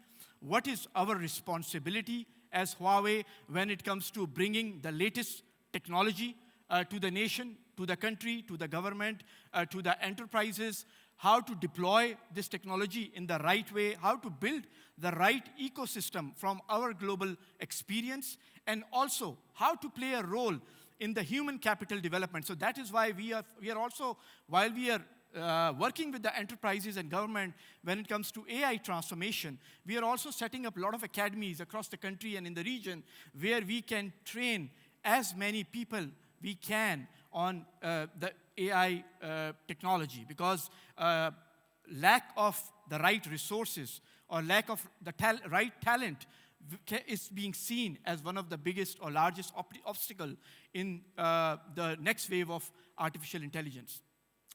So why I'm saying that we understand and we align with UAE's national AI transformation strategy, because at Huawei, we also developed our own strategy for year 2030, and that is around cloud and AI. And if you look at UAE's AI National Transformation 2031 strategy, what I liked about it is that it has set very tangible and very real goals according to different industry verticals. And as you can see on the screen, as Huawei, yes, we are doing tremendous progress when it comes to bringing the most powerful AI infrastructure, cloud, and all those, and use cases for the industry. At the same time, I will show you in the later slides how we are making a lot of efforts that we don't want industry to fail in developing the right kind of use cases around AI, which can actually benefit the society and the businesses. And I think a lot of them I've mentioned around pharmaceutical, education, energy, and e-commerce. Now let me show you that what we are doing in terms of AI transformation for different industries, because this is very important. I could have started my presentation by letting you know that where Huawei stands when it comes to our own AI infrastructure, or what kind of new GPUs we are bringing into the market, or what is the capability of our cloud. But that is one part of AI transformation. But another very important part of AI transformation is that according to different industries, what are the right direction we should take? What are the global experiences? What are the global initiatives that are happening? So allow me to share them one by one. So let's look at the public sector first of all. So in the public sector, there are three areas where there are tremendous use cases happening. First of all is around public affairs management, the use cases which actually the governments are undertaking towards their citizens. So we are working with, in this area in multiple ways. In some countries, we are working with the incumbent telecom operators who are, at the end of the day, helping the governments to deploy these services. In some countries, we are working with the governments on their national sovereign cloud from where they are offering these services. As you can see, the Alpha Cloud example from Malaysia. Then there are a lot of advancements happening on the public services side. And that is more or less around verticals, like maybe what a certain government is doing around AI when it comes to education, when it comes to transportation, when it comes to health, and all of that. And last but not the least is smart cities. Then also in the telecom sector. Now, telecom sector is also benefiting from AI tremendously. Number one is, what is telecom sector offering to its consumers or to its customers using new AI services, maybe to the homes, to the businesses, or on the other hand, what is telecom sector doing for their own internal AI transformation? Or the last but not the least is, what kind of AI services telecom sector has to offer to the businesses out there who are, at the end of the day, doing the AI transformation. So these are all three key directions where we are working and helping the telecom sector develop different kind of use cases and different kind of capabilities. Then also is transportation. I think transportation is one sector that tremendously benefited from the wave of AI. Either we are talking about railroads or we are talking about vehicles. You can see, I think one of the biggest example is EVs or autonomous vehicles that are coming on the roads. They are another form of robots or another form of AI applications on the road. And apart from that, even the airports and airlines and last but not the least, the ports. So there are a lot of use cases coming up in all these areas using AI capabilities. Now, again, these AI capabilities can be coming from these enterprises by themselves, or they are also utilizing the capabilities of the telecom operators, because at the end of the day, it does not go alone. They need a network to realize these kind of use cases. Then one of the last one is financial sector. Again, financial sector also was one of the first sector that started deploying AI in real sense. Back in maybe 2018 and 19, we worked with a lot of banks around the world in helping them deploy anti-fraud detection using big data and AI. We helped a lot of banks around the world transform their core banking infrastructure, because for example, in China, banks having maybe 300 to 400 million customers working simultaneously. So we had to do a lot of transformation into their ICT infrastructure to transform them, to take them to the new wave of artificial intelligence. So, and last but not the least, banks are rapidly developing new applications and deploying them real time, very fast for their consumers and users. And we are also developing a lot of tools which can help them do this faster, deploy these applications in a faster way for their customers. So banking sector, again, is another very important sector where there are real use cases of AI, where there is real transformation of AI happening, tangible use cases. Then how do we do that? So at Huawei, of course, we, as I said earlier, that right from maybe the NPU, the server, the cloud capability, and on the top, large language model of our own, Pengu, or working with all the large language models available globally, open source models and other models, and building the applications on the top. So we are driving the complete ecosystem, and we are helping the enterprises, the telecom operators, governments, undertake these AI transformation projects, AI transformation initiatives, maybe sometimes end-to-end, maybe sometimes playing the role of a strategic partner in one of these layers. It can be infrastructure layer, it can be cloud layer, or it can be maybe, for example, with certain governments when they are working in health or maybe for weather forecast, we are deploying our own large language model or AI model, Pengu as well, and we have done a lot of use cases around that. And at the end, of course, this is all not possible if we do not have robust ICT infrastructure. Now, or we do not have the right kind of AI infrastructure running all of that. For this, we have brought an amazing solution for our customers around the world, and we call it AI Supernode Cloud Matrix 384.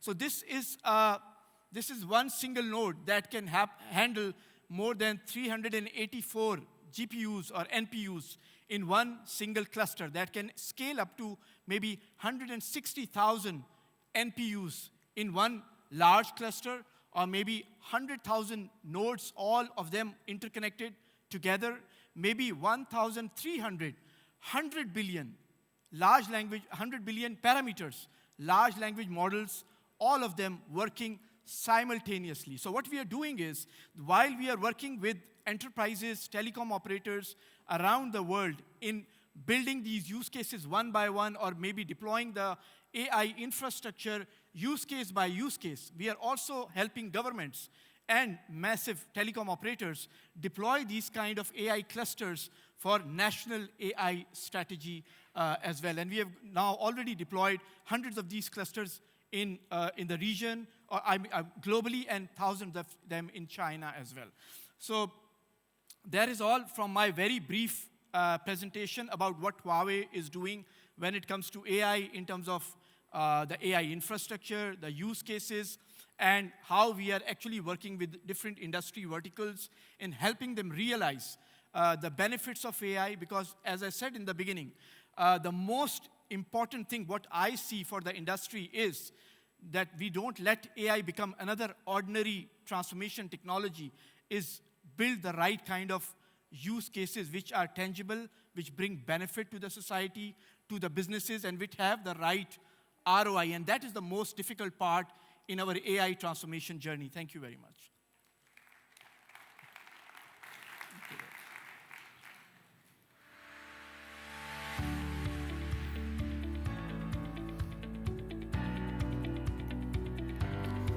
Thank you, Mr. Faisal Amir Malik. And so we now turn to a critical conversation that touches every organization on its AI journey. And so this is a panel discussion that's talking about how AI is reshaping not just operations, but the very frameworks by which organizations must earn trust, safeguard data, and attract talent. And to moderate this session, please welcome back up on stage Mr. Richard Dean. Very much indeed, Sana, yes. So how is AI impacting organizations like yours? 5 different angles to this. We've got ethics and principles, looking at data governance, also looking at IT, and finally, of course, talent. And to do that, we have some extraordinary talent on stage. Going to welcome my panelists now, 5 of them. Please join me on stage in no particular order. Saeed Belhoul, Director, E-Government Operations at the TDRA. Join us, please. John Bradshaw, Field CTO for Cloud at Akamai in the UK. We got Marco Regan with us, CTO, Europe, Middle East and Africa at Dell. Xavier Anglades here, Managing Director with Accenture. And we have Michael Langeveld, Emirates and Africa Technology and Business Development Lead at HPE. Okay, fine, here we go. We can do this. Saeed, Tafadhal, have a seat here, please. John, there you go. Yes, you're in the right seat. Thank you very much indeed. Mark, you're in the middle, I'm afraid. Sorry. Target on you. There we go. Xavier and Michael. Good to see you. Thank you for being here. Right, we've only got, 18 or 19 minutes. Saeed, I'm afraid I'm going to start with you with a really big, profound question. And it's balancing when it comes to things like ethics and principles.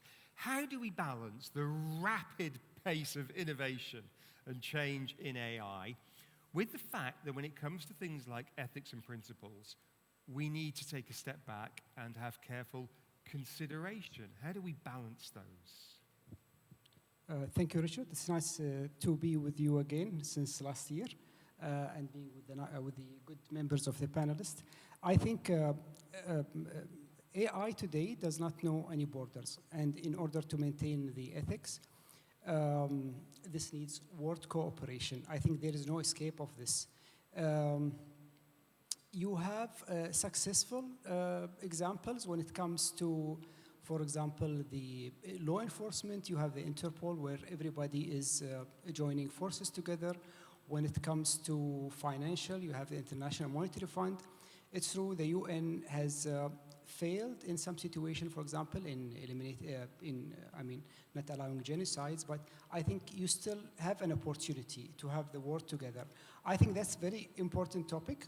Here in the UAE, we have developed ethical standard for the AI. The Ministry of AI, the Office AI, was leading this, and the TDRA was an effective member. This was done in a collaboration of many government entities. And hopefully, we are going to have this enforced as a policy or as a law. As of now, it's a guideline, ethical guideline of AI. Well, Mark, if I can turn to you, this leads on to data governance. Obviously, there's an ethical and a principled dimension to that. And I'm just curious to know, so many issues, what's the one that you spend most time thinking about? Is it where the data is stored? Is it how the data is kept secure? Or is it just the ethical use of that data?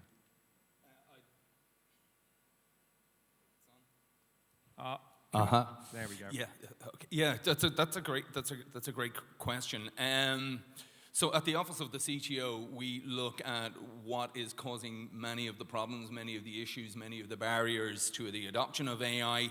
One of the things that we came across very, very early doors was this whole idea of understanding the exposure of not just the data, but the information and the patterns associated with the artificial intelligence as you start to build your own capabilities. So I think that, the what, the how, and the why questions are extraordinarily pertinent when you're thinking about building AI capability into any organization. You know, what are you looking to build? Why are you looking to build it? And what is the expected outcome? And then how do you go about implementing that? So just like cloud before it 15 years ago, we're having very, very similar conversations in industry around where the data sits, the level of governance. There was a lot spoken today about the excellent speakers and panelists that have come before us here now around sovereignty. And sovereignty extends not from government into your own personal or organizational data. How do I maintain control over that data and the metadata, as a matter of fact, that's coming into the ecosystem. So a lot around security, roles-based access control, identity access management, governance, compliance, and controls and policy that we're all very good at in data center. But as we move out into what I call the centers of data, into the edge, McKesson's and IDC's and Gartner's of the world are saying most of the opportunity is where the data is coming into the ecosystem. How do we develop a relationship with that data and metadata coming off a pump, an actuator, a sensor, a camera, and how do we measure it as it comes in and blends with our corporate data, with data in our repositories and BI engines and databases and so on and so forth. So platforming for that gives us a level of control. The next piece, this is what I call the 3 C's. It's control, context, and then confidence, which was also spoken about by His Excellency a little earlier on. The control is what I've just spoken about. The context is really the AI will give you what it perceives to be the correct answer if you're asking a question, or what it believes will drive advantage if that's creating something new. The context really is looking at other technologies to blend with AI in order to give you a level of accuracy and get you away from some of the things like hallucinations and so on and so forth that we've seen in language models up to date. And then finally, the confidence is when you achieve all of this, how you can scale from the core, from the data centers into these centers of data, or onto public platforms such as clouds and model providers. Okay, let's move on. Michael, if I can turn to you, please. Good to have you with us. Now, when I was chatting with the guys at Do before this event, they're really excited about some of the work that they've done with you. So can I ask you to give us the shortest case study in the world on something in particular, how HPE GreenLake and Do worked with Commercial Bank of Dubai? You could do a PhD on it, I'm sure, but the 2-minute version. Richard, as a South African, that's a very hard thing. We love stalking, yeah? So asking me to do a very short story is very hard, but I'll try my best. When I think about the journey at CBD, Thomas and Ajman, who's in the room with us today, were very clear on the direction the bank wanted to go. And they reached out to us at Hewlett-Packard Enterprise, and we used this facility we have called the Digital Life Garage, the first of its kind in this country, to help them think through and reimagine what a digital infrastructure platform could look like. And we were very clear through this exercise that when you think about something like this, you can't achieve it on your own. And we decided to partner with Do, and it was a marriage made in heaven, in my view. Again, if you look at the outcome, the project has now been delivered, it's running live. And we know that our platforms really run well through our partner ecosystem, and so Do provide not only the network, but also the security services, and we provide the end-to-end digital platform that sits and drives the bank. So again, very short story. I hope it makes sense, but you did limit me as a South African, and I'll remember that, Richard. Thank you very much indeed for humoring me. John, if I could turn to you. I was enjoying your LinkedIn post when I was preparing for this. It was a good primer. And you talk a lot about, in particular, about cloud, of course. Yeah. And one of your quotes that I liked was, how do you cut through the hype surrounding AI? And clearly you have done that. So what's the hype that we can forget about? Probably the stuff that journalists talk about. And what's the substance that we need to focus on? Again, the quick version. Absolutely. So I think the way that it can be perceived is that AI is going to do everything for everybody. Doesn't matter what you want or what you need, it will do it for you. And that's never going to be the reality for it. And it'll only ever be as good as the information you put into it, the context you give it, and the way that you can use that to drive value. So to cut through that hype, much in the same way that cloud was hyped as the answer to everything, every workload will go into cloud, the reality is that's not possible, and it's not going to work. And if your cloud is 3,000 miles away from where your users are, that's not going to be a fun experience. What we need to do with AI is to use the same principle of making sure that it's answering the right questions in the right way and giving us the value that we want, and not assuming it's going to do everything for everybody. So a little bit of healthy skepticism never hurts. And I say that as someone whose job is to go out and evangelize for things. But yeah, you're drinking this Kool-Aid, aren't you? Absolutely. But I do think just calming down and making sure that we're really precise about what we intend to do with AI is going to help all of us get the right answers. Xavier, if I can turn to you, please. I enjoyed an interview with your colleague, Julie Sweet, this week in Fortune. This was their headline. Accenture CEO Julie Sweet says Fortune 500s can survive AI. That's good news, we'll take that. But they have to be willing to reinvent themselves top to bottom. Just wonder what the key steps are in that reinvention and maybe relate it to the MENA region or the UAE. Great point. First, we saw it a couple decades back when we were seeing the digital advent. Companies that wouldn't work in digital, most of them or a lot of them suffered to transform and to lead the way. Now today we are even in a more profound change where it's not only transforming but fully reinventing. We need to go to the DNA of the company. And to do this, we've done a survey globally over thousands and even in the region over hundreds of executives of top organizations here. And we find that reinventors are those ones, those top 9% only, that have get it right across broad-based their organization. And what do they do, these guys? How do they go? The first step is they put value at the center. So we've talked today a lot about technology, but how many of this technology has been scaled? I would say very little, and I can talk about dozens of clients that are struggling to bring the use case to a scale. That's one, but always ROI-centric. We've heard it, good. The second thing, technology, deep technology at the center, of course, with all the elements, full stack, with agentic technology, architecture, embedded across all the dimensions. And this takes time. I've seen many companies as well claiming, organizations, public organizations, saying, we're pivoting to AI, we're launching, but because they don't have the baseline, they don't have the cloud, they don't have the security layers, they don't have the data capabilities, they struggle to execute and to scale. And the third dimension is people. HR needs to play a much more fundamental role. It's no longer a tactical partner developing policies. It's someone that needs to see what are the end-to-end transformation that the policies on people and how the jobs will change because the tasks are automated, the roles change, hence the jobs needs to pivot. What happens pervasively?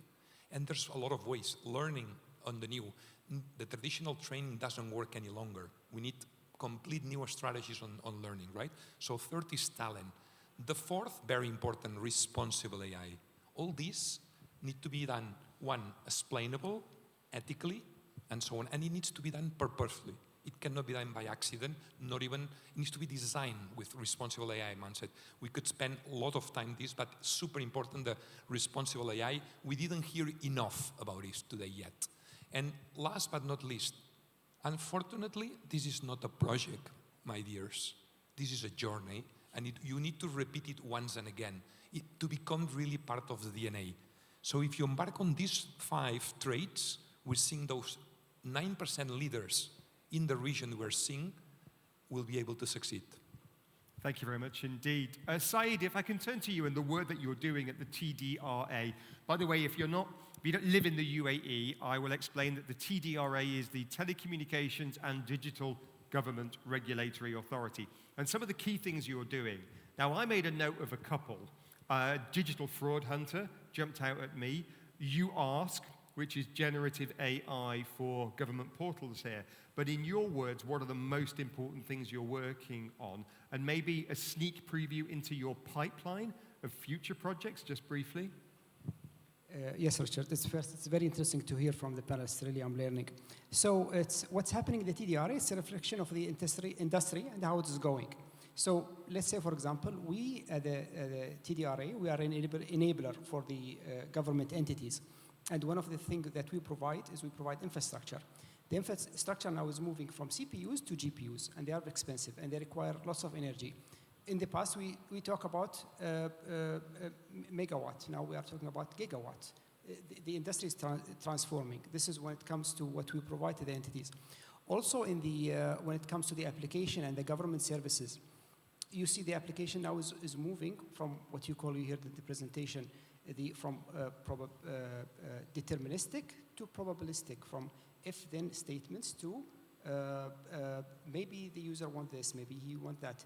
So I think in the future you will see more applications, and this is actually apparent in you ask. You ask, although it's not transactional, you don't get to do your government services through it. You only can ask it, and it will answer you through an AI model. You will see the applications, I think, in the future will be just a database with an API and an interface, conversational interface with the client, where he asks what he wants, and then it books his appointment or does the transaction for him. I think we are heading in this way. And as I said, this is a reflection of the change in the industry. Thank you very much indeed. Okay, we've got 4 minutes left. Michael, I love the stuff you're writing on LinkedIn at the moment on leadership. And you say one of the things that many leaders have to do is unlearn some of the old habits to get these big tech projects over the line. Again, sorry, the quick version of that, please. Richard, you put me in a very difficult space with this short time, yeah? I'll remember that. You know, in the community I come from, there are something that we often say, many are called to lead, but few are chosen, yeah? When you look at what we're doing at Hewlett-Packard Enterprise, on the small scale and on the big scale. So on the planet today, on the top 10 supercomputers on the planet, HPE have 7 of those supercomputers. So we intimately understand where this world is going to. But there are 3 principles that we think about from a leadership perspective. And as a technologist, you won't be surprised that it's people, process, and technology. Yeah. Those 3 things, if you get all 3 of them right, will ensure that you achieve success, particularly with artificial intelligence and generative AI inside of your organizations, but at an enterprise, sovereign, and at scale, because those are the systems that we build on the planet to drive this change. I'd love to ask you a follow-up question, but I'm conscious of time. I didn't set the timings, Michael. Don't shoot. No worries. Don't shoot the messenger. A couple of final quick questions. Mark, again, these guys are great on LinkedIn, by the way. I mean, I'm sure you're good on TikTok as well, but I looked at your LinkedIn pages. Mark, very quickly, quantum computing. A quick thought. Quantum technologies are exploding right now. There's a big focus on quantum computing, what we're doing at Dell Technologies particularly.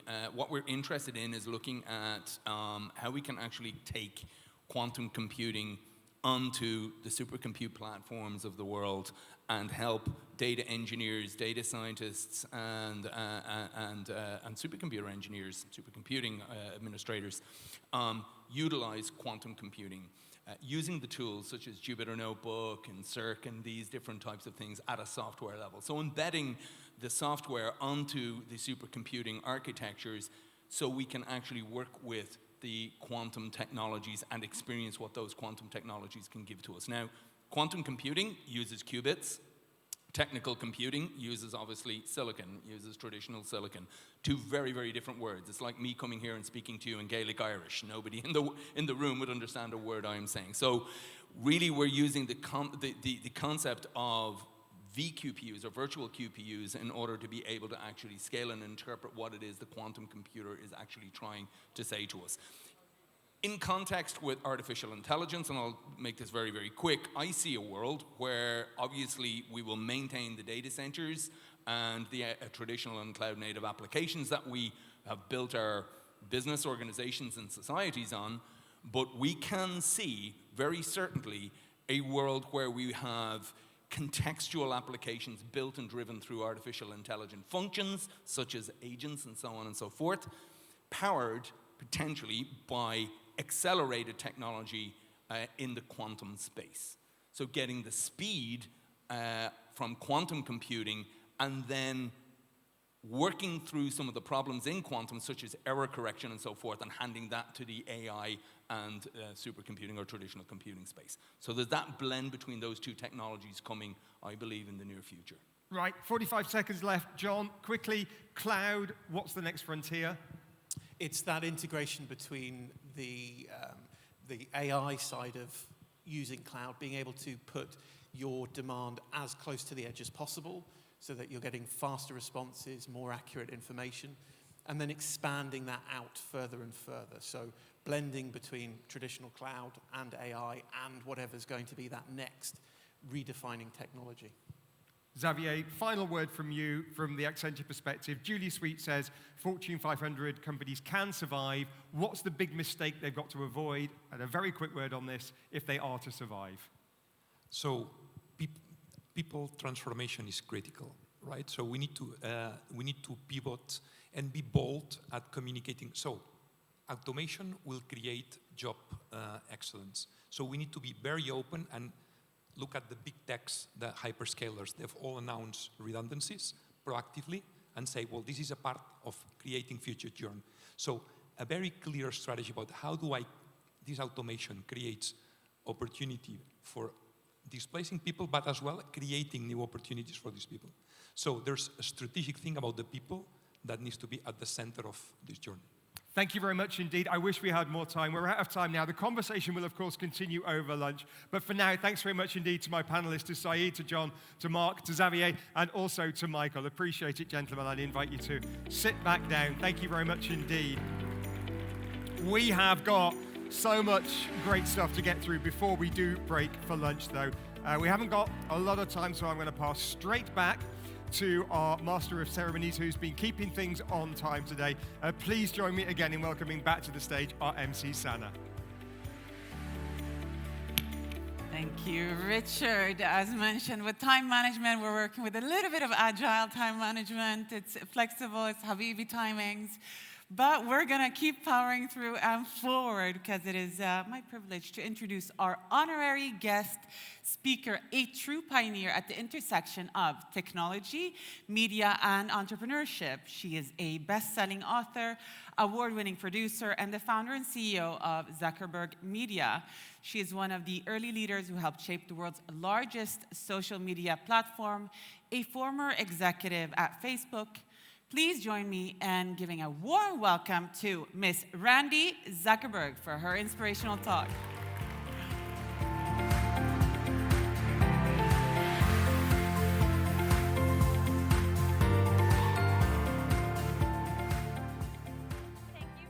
Thank you for having me. It's such a pleasure to be here. I've had the wonderful privilege of traveling many times to Dubai, and I'm always so blown away by just how at the center of innovation this city is in so many areas. I've loved diving into everything that I'm seeing about AI in data centers, and especially AI at the center of telecommunications has been really exciting to see. So it's really a pleasure and a privilege to be here today. And I have had the wonderful fortune in my career of being at the center of the entire world changing. I didn't know it at the time. It's a rare opportunity that any of us get to be on the front lines of a total Renaissance era where the entire world and all of business changes all at once. And we are in a moment like that right now with AI, which excites me beyond anything that I've really seen since the start of social media. But I wanted to start by just telling you a little bit about myself, because I'm guessing that many of you in this room are familiar with somebody else with the last name Zuckerberg. And maybe you're even sitting there feeling a little disappointed right now that I'm on the stage and not him. And so I wanted to, clear the air, because my hope is that by the time we're all done today talking about innovation, AI, my story, that maybe you forget that other Zuckerberg even exists at all, and I can become your new favorite Zuckerberg by the end of the day. So a few things about me is I graduated from Harvard University, which I know that's a very obnoxious way to start a talk, but that other Zuckerberg did not graduate from there. So that's pretty much the only thing that I have over him in this world, so have to lead with that. I'm a mother of 3 children. So I spend a lot of time thinking about devices and technology and kids. And in fact, just backstage, that's the talk that we were having right before I came on about how to manage children and technology. So that's a real passion area for me, and I'm sure for so many of us, no matter where you are a parent around the world.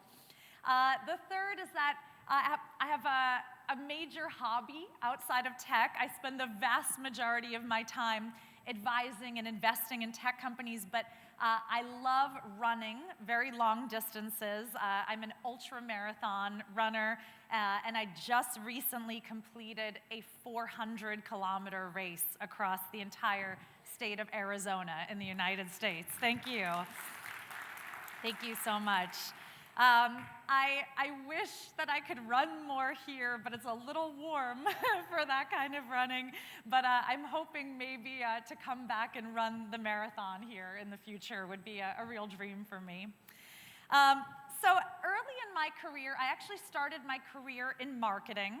I didn't think, let me be on the front lines of social media, because that didn't even exist when I was in university. So I started my career in a very traditional marketing agency in New York City, but something interesting happened to me earlier in my career, which is that inside that very traditional marketing agency, they decided to start a team called digital marketing. And my boss said that they picked me to be on that team, and I was angry. I wish I could tell you that I was smart enough to jump at the opportunity, but no, I was very angry. I didn't know what digital marketing was. I wanted to be on television sets with celebrities like all of my friends. But fast forward 2 years, that was such a pivotal time in digital marketing. 2 years later, all of my friends that I started with were still getting tea and coffee on television sets, and I was leading the fastest growing new team inside the agency. And it was around then that other Zuckerberg that we talked about started calling me all the time saying, hey, Randy, I'm starting this project. Do you think you can come give me some digital marketing expertise? Okay, I know a lot of us have worked in family businesses before, so I'll translate what he meant by that. What he meant was, I need someone who will work for free, and you're my sister, so please come do that. I got on a plane to California thinking that I was going to be there for 3 days. I thought, I have this wonderful life in New York City. I was in my early 20s, I would never go work for my brother's silly project. I would never do that. But those 3 days, it was the most exciting thing that I'd seen. And it completely changed my mind and my thinking around business and entrepreneurship. I'd never been in an entrepreneurial environment before in my life.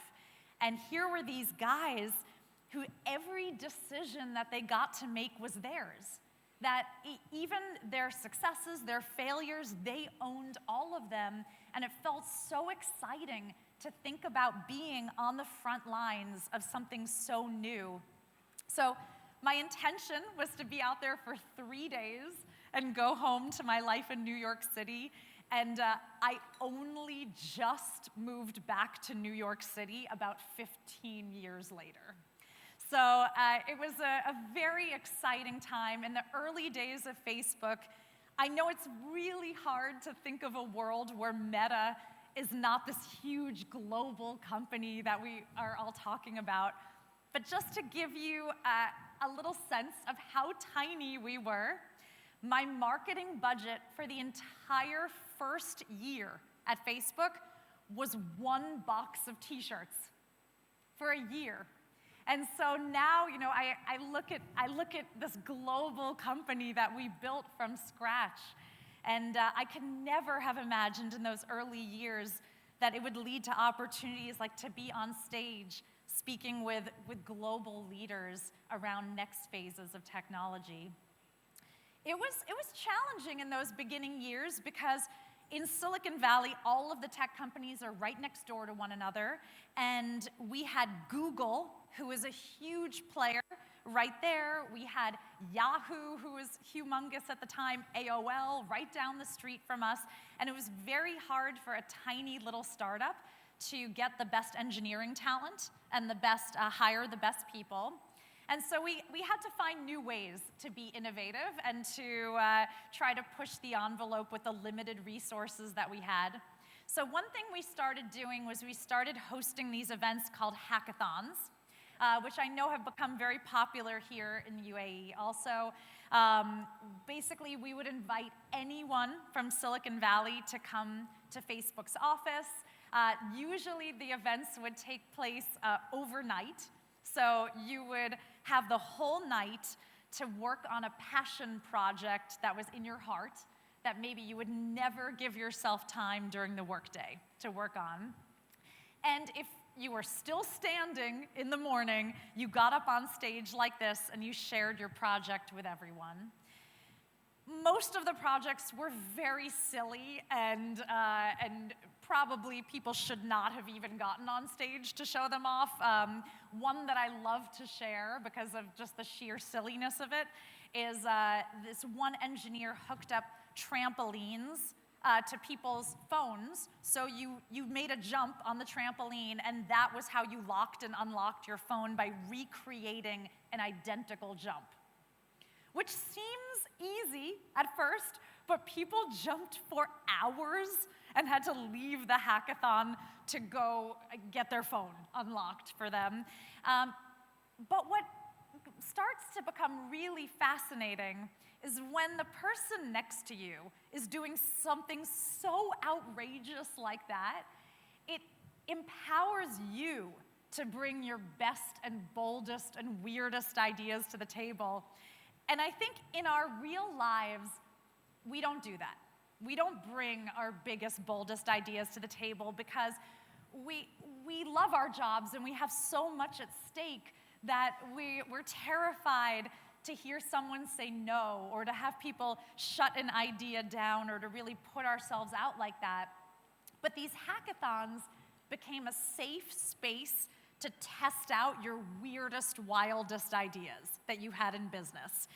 And it really was exciting to me that at every single one of these hackathons, there was an idea that was so good that we actually would put a team behind it and dedicate resources, and it never came from the people you would expect. It never came from the senior leadership. It always came from people who were from outside industries with fresh perspectives or young people that were seeing the world in a new way. And suddenly, there was this atmosphere at Facebook in those early days where it felt like every single person was an entrepreneur. Even as the company grew, it really felt like if you had an idea or a passion project in your heart, all you had to do was wait for the next hackathon, and you could potentially be building that inside the company. I had a few ideas over the years that I'm very proud of. The first, I created an 80s rock music cover band of all Facebook employees. Thank you for the pity laughs. No one seems excited about that, and you shouldn't be. That's the appropriate response. We were a terrible band. In fact, our motto was, we play for free and you get what you pay for. So, okay, maybe you'll be more excited by my next one. I think, like so many of us in this room, that saw the entire world change when the iPhone came out. I started to get so excited about the fact that now every single person in the world is now their own media company. Every single one of us is a radio network, is a broadcast company, and I thought, okay, the technology isn't quite ready for that yet. This was back in 2008, 2009, but what if any of us could just go live at any moment? So at one of these hackathons, I took over a small little area, and I made a whole show called Facebook Live. And again, as we all know, you couldn't just go live from your phone back in those days. So I had these poor, like 3 guys with heavy backpacks full of equipment enabling me to broadcast live. 2 people watched, my mom and dad. That was it. And I got so bummed out by that I left the hackathon in the middle of the night. I didn't even stay awake to present my idea to everyone. And I left thinking, well, live streaming is dead. Only probably most of us here have live streamed or watched something live on the internet since then, so you know that it did not in fact die that night. Just a few weeks later, I got a call from the management of a pop star, Katy Perry, in the United States, and they were saying, Katy Perry, really, we heard about this new television show that you're launching at Facebook, and Katy Perry wants to come on live and announce her world tour. And my first instinct was to say, I'm so sorry, it's not a real television show. You should do something else. But then I paused for a moment and I thought, Randy, what would your male colleagues do right now? They would figure out a way to make this work. And so instead, what I did say was, why, yes, Facebook Live is a really reputable television show, and that is absolutely where Katy Perry should launch her tour. Then I panicked a little, but luckily, a lot of engineers at Facebook wanted to meet Katy Perry, so they built it. And in January of 2011, it was our first ever time going live, really in a major way. It was so successful. We had millions of people tune in. Her entire world tour sold out in minutes. And from there, it was just celebrities, sports figures, world leaders, people running huge nonprofit organizations around the world. There was just this huge demand for really the first time in history for people to be able to go live to their audience and community without going through an interview or a broadcast that had a slant or a perspective to it. And I think a story that I just love so much, it makes me smile, is I was at dinner with my husband and I actually got to say to him, hold on, honey, the White House is calling. And no one actually gets to say that except in the movies, but I actually got to say that out loud because President Obama, who was the president at the time, wanted to use Facebook Live to go live to the entire United States. And that was 4 months after the hackathon, where only my mom and dad watched. 4 months later, the president wanted to use an idea that I had to communicate with the entire country. Thank you. Thank you. And I think, what was so exciting to me about that moment was that when I got on that plane to California, I didn't think of myself as an entrepreneur. I never would have looked anyone here in the eye and told you that I was an inventor or a creator. I thought, I'm a marketer, I'm a behind-the-scenes person, I'm helping my brother, I'm helping these innovative people. But I think one of the most powerful moments in my career was almost a decade later. There was a live stream button on 2 billion people's profiles on Meta around the world. And it just made me realize that every single one of us, we all have expertise, we all have deep creativity from all of our experience and our learnings in the world. And if all of us can learn to put ourselves in an environment like I was in Silicon Valley, where you feel free to share your innovative ideas and take some risks and put yourself out there a little bit, every single one of us is sitting on an idea that 2 billion people around the world could be using. I truly feel that way, especially in an environment like Dubai, like the UAE, that is in such an incredible atmosphere for innovation and growth and development right now. Okay, so here I was at the top of my game. I had the president on my phone. I was meeting celebrities every day. So what did I do? I quit my job. Okay, thank you. Maybe you thought I was a little crazy before. Now you must really think I'm crazy. You know, why would I walk away from one of the top companies in the world at such an exciting time? And the answer is that it's complicated. I kind of found myself with a little bit of a complicated relationship with technology.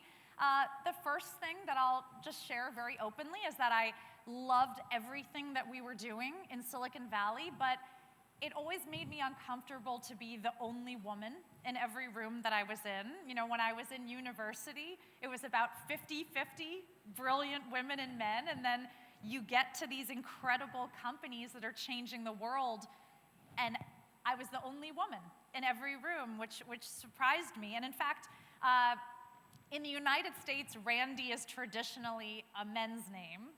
And so in the early days of Facebook, I would email investors and business partners, and they would immediately email me back thinking they were emailing with a man. And then I would go meet with them, and they would ask, where's your boss, Randy? And I'd be like, aha, gotcha.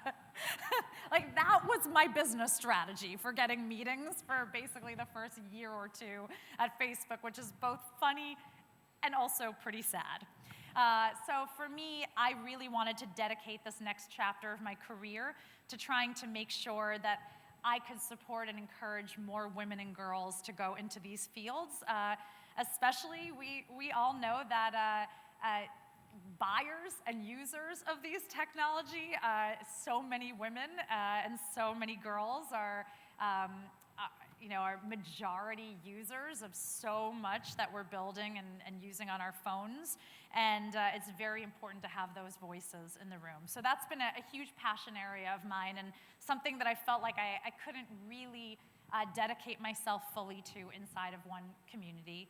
But I also, the biggest reason why I stepped away from Facebook is that I got cast in an 80s rock Broadway musical.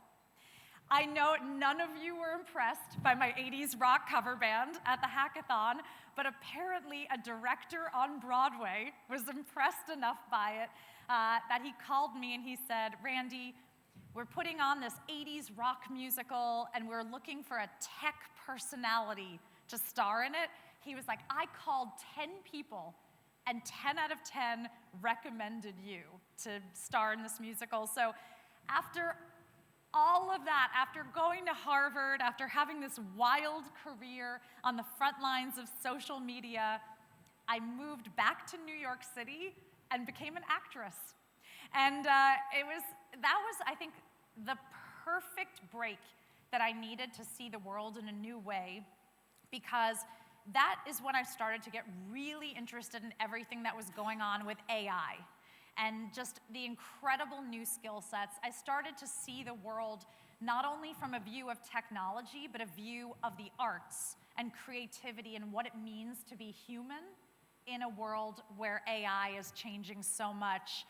So in the final minutes of my presentation, I wanted to share some of my thoughts on why I'm so excited by this renaissance world of AI that we find ourselves in, and what I think some of the big questions and skill sets really are as we enter this new era. I think, first of all, when I think of the skill sets that all of us will need in the future, I almost think of us like wizards who are casting spells. Instead of doing the actual kind of basic work, we're going to be 10 steps above that, thinking what are the specific spells that we are casting that's enabling the magic to give us the perfect result. And so when I think of AI and I think of the leaders successful in AI, I just immediately think of a wizard in my head, because I think that we're all going to have this kind of secret trove of spells that we know work, and how to get the AI to be the perfect co-pilot for any position that you're in. I also think I think so much about content, and of course, from my story, you know that I was so passionate about entertainment and devices and how we change the course of how people consume content. And I think with AI, we are on the cusp of just, I think, the most exciting moment that we've seen with content. I think very soon we'll see a world where entire television shows are being created for an audience of one person. So you'll open your Netflix or you'll open your favorite streaming, and there will be a show that's completely scripted with celebrities, with everything that was designed just for you. How cool is that in a world where instead of thinking about mass market and these budgets, we can think about content in such a personalized way. We can immediately have podcasts that are created for the specific length and interest topics that every single person wants in whatever language they want to consume them. And so I think it's a truly incredible time to be in telecommunications and be on the cutting edge of all of this, because I think 5 to 10 years from now, the way we stream and view content will just be completely different from anything that we see today, and all of you will be on the cutting edge of all of that. I think a lot about why I love running as much as I do right now and why it's such a big part of my life. And I also think that in this world of AI and screens, all of us are seeking very human experiences. We're all seeking, like, what can we do that the AI can never do? What can we do that is so uniquely human in a world of machines? And I think for me, I love, so much of my life is technology, but I know it is not technology that is carrying you 400 kilometers through the desert. It is your own grit and human spirit and will.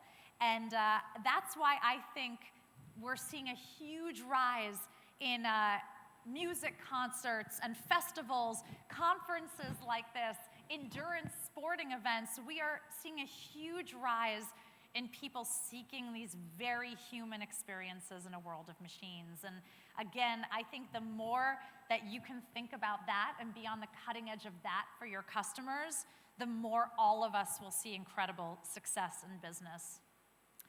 But the final thought that I wanted to leave all of us on is really around kind of the ethics and responsibility as we enter a world of AI. And I have to say that if I could go back in time and maybe change one thing about my experience on the front lines of social media, it would be that maybe I wished, instead of just rushing into the future, I had just taken a brief pause just to think about all of the things that could go right and all of the things that could go wrong. So just to give you one example, in those early days of Facebook Live, there were so many incredible things that I was seeing. I had a smile on my face every day, seeing the way that world leaders and organizations and people were using this technology in such a positive way.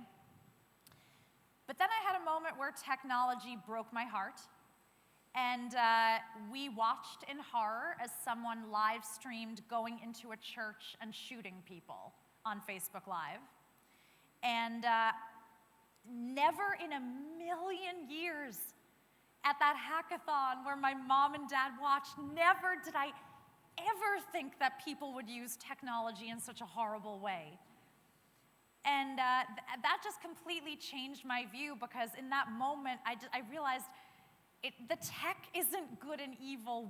We are good and evil. We bring that to the technology. And so I wished that I could go back in time, and instead of just, being this young, idealistic 20-year-old rushing into the future, that I wish maybe I had just taken a brief pause and thought in advance, what happens in a world where people make broadcasts like that?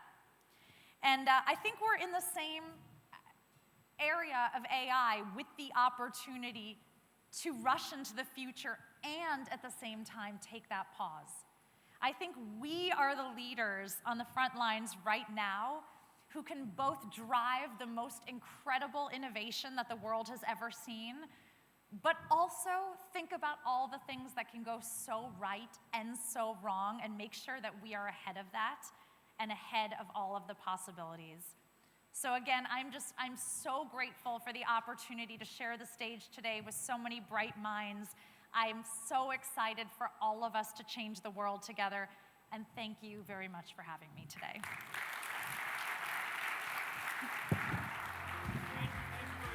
We don't have time for many questions, but just one or two.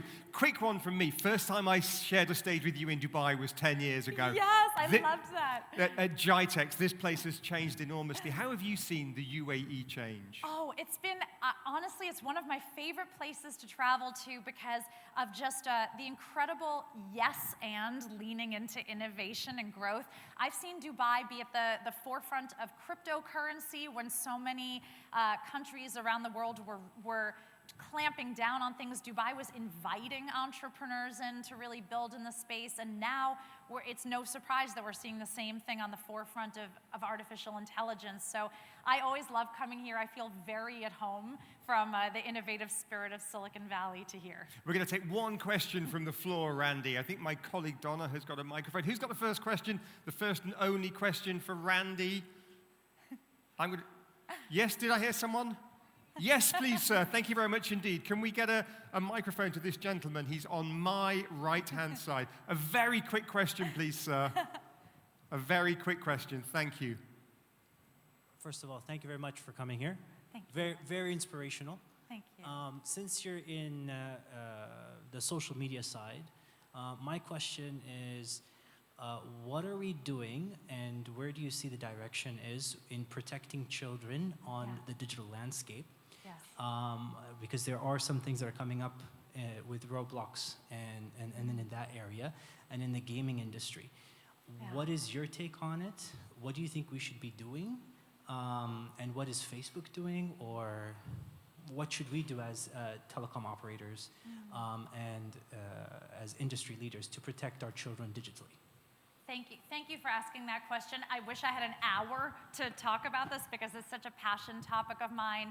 And I actually sit on the board of a public company in the US called Life 360 that is all about location services and keeping children safe with technology. I think the short answer that I'll say is I think right now it's such a everyone that you talk to probably has a different answer about when they think children should get devices and what their preferences are in their own household. And so it's hard for me to answer kind of one size fits all because on one hand, there's a part of me that says, no, we want to expose girls to, I want girls coding on Roblox and doing all of these things. I don't want to limit that. On the other hand, you see all these studies coming out about how teenagers are depressed or insecure because of what they're seeing on social media and thinking everyone's lives are better. And then I hear stories about people who have children on the autism spectrum who technology is their only way, their lifeline of communication. So again, I would love to have the opportunity offline to discuss this more because I'm so passionate about it, but I thank you for thinking about this topic and raising it. Randy Zuckerberg, thank you very much indeed. Thank you. Thank you so much. And with thank you very much indeed, Randy. And with that, I'll hand back once again to our MC, Sana. Thank you very much.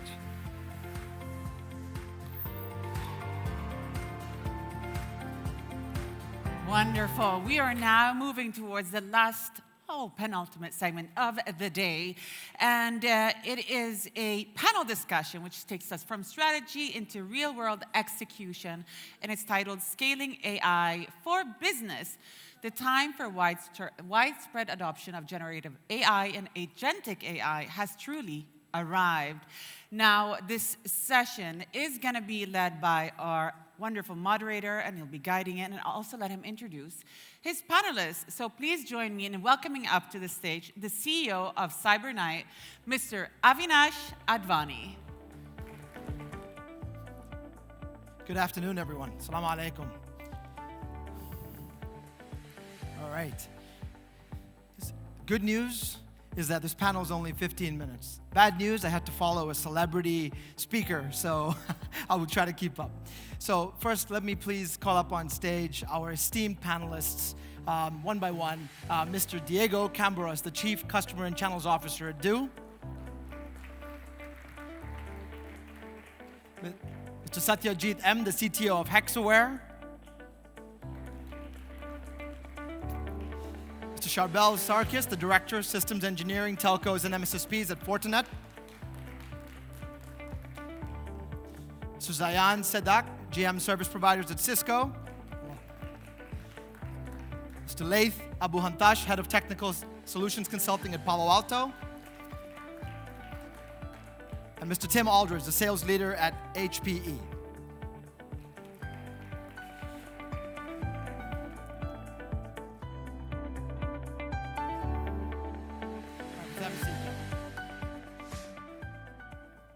Should we just maybe stand up for a quick picture?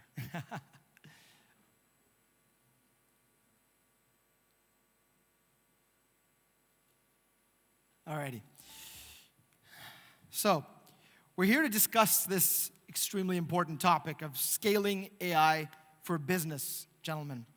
First of all, good afternoon to you all, and it's a pleasure to welcome all of you esteemed panelists here today to talk about this. Now, I think you all have heard about the esteemed computer scientist and Nobel laureate Geoffrey Hinton, right? He predicted that artificial intelligence will spark a surge in unemployment and profits for companies as they replace workers with AI. Good news is, alhamdulillah, this hasn't happened yet, okay? But we're at a pivotal moment in human history. Over the last year, generative AI has leapfrogged from an experiment to an everyday enterprise tool. And if you look at it, nearly a third of businesses have now put generative AI into production. I think it was only about 18% last year, so it's tremendous growth. Now, what was recently a hype, ladies and gents, is actually becoming real value, right? The vast majority of companies report that, their advanced AI initiatives are actually meeting or exceeding their expectations. So there's a lot of momentum. Now, at the same time, the AI is moving faster than cybersecurity can keep up. I come from this domain, and I can tell you that attackers are already exploiting the gap, right? You have organizations deploying LLMs, agents, Gen AI, and without the controls to govern them or protect them or even monitor what they're talking about. So scaling AI is more than deploying great algorithms. It's about moving from this hype to real-world use cases. So companies need to navigate the themes that surface today's discussion, right? Modernization of legacy systems, robust security and trust, the power of hybrid cloud, the workforce readiness to truly leverage AI. And we're fortunate, ladies and gentlemen, today to have a stellar lineup of very senior industry leaders on this panel from the organizations represented here. And they're going to be talking about expertise that spans IT services, cybersecurity, telecommunications, networking, and cloud.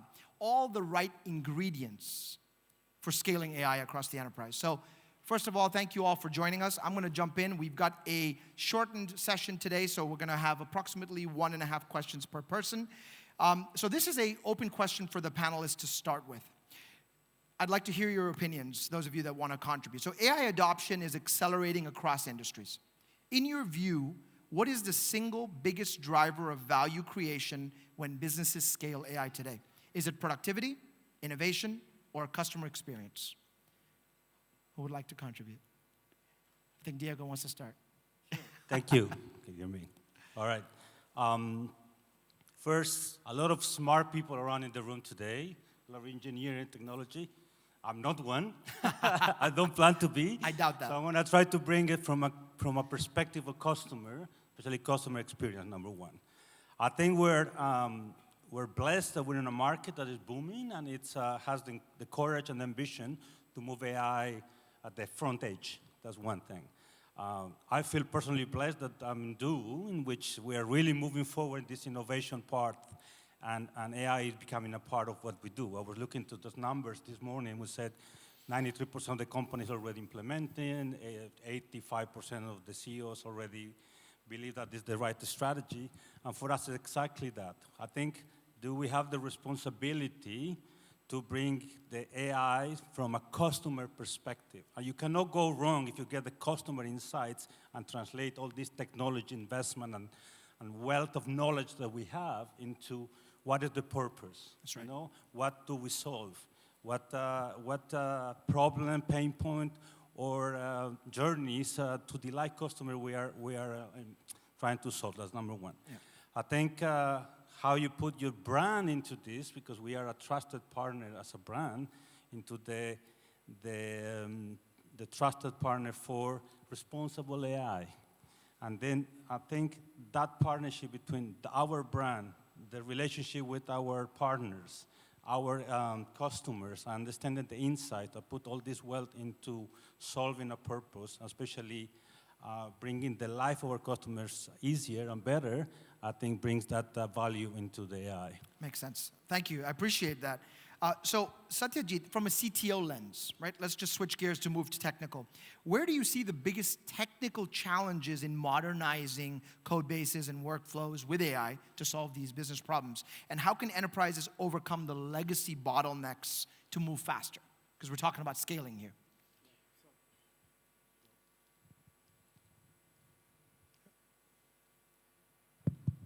So again, 15 minutes won't be enough for this question alone, but I'll try to be fast. Primarily, it's data, right?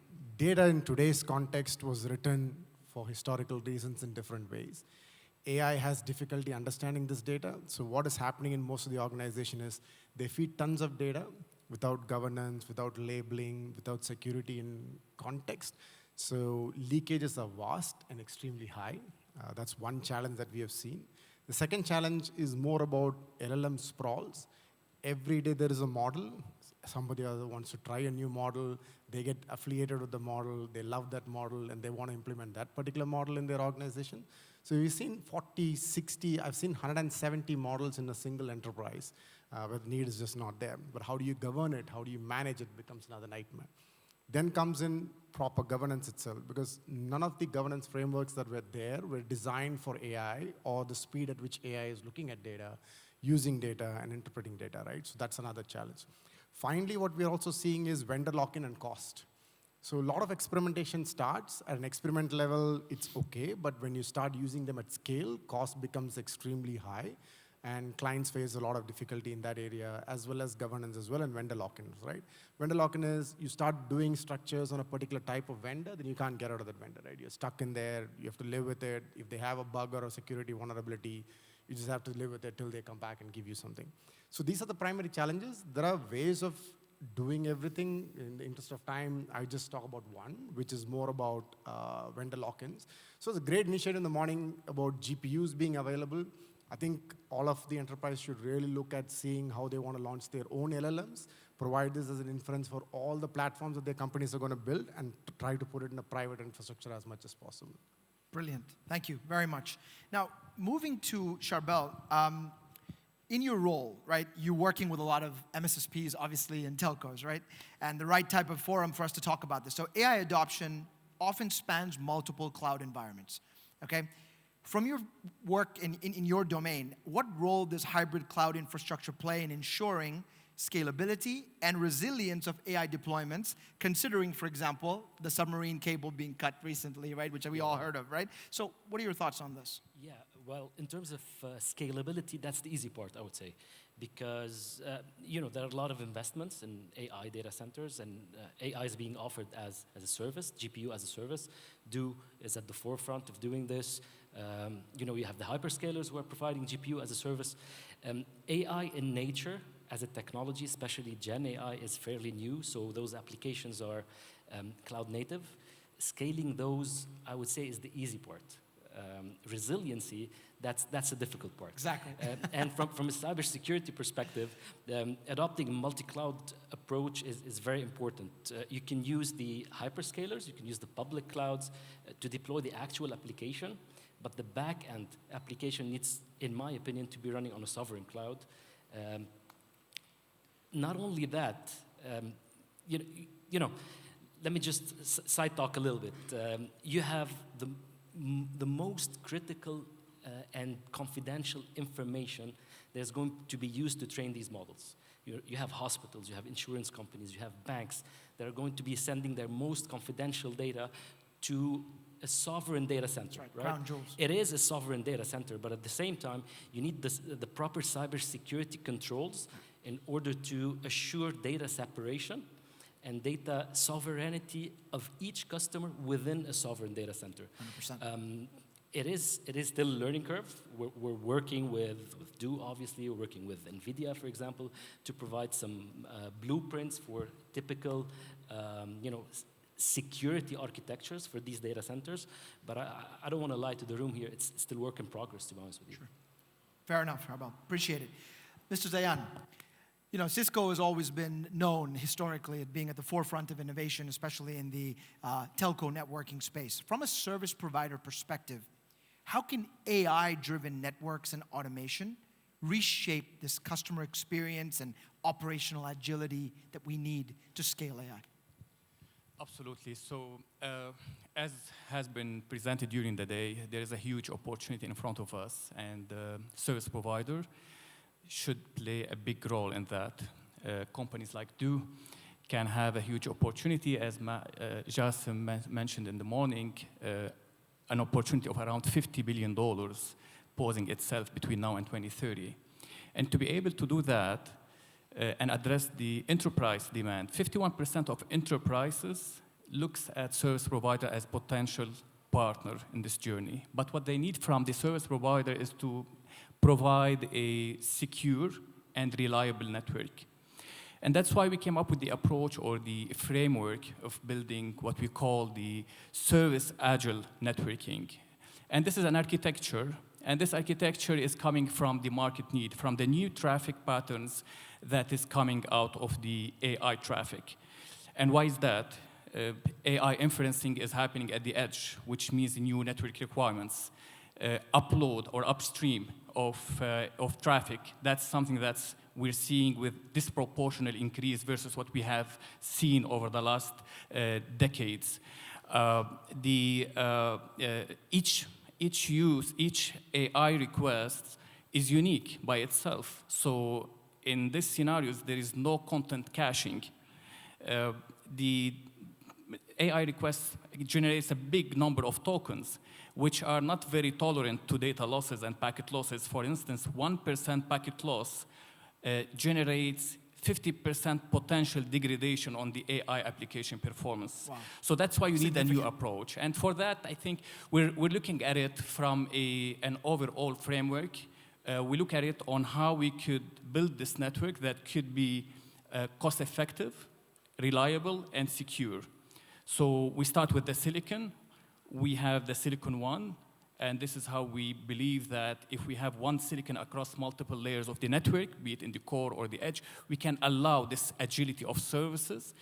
And we have a new platform that will allow higher bandwidth with lower power consumption, potentially using more optics innovations, such as digital coherent optics, to allow for reduction in the CapEx. And this is a use case that we see in the data center interconnect for AI use cases.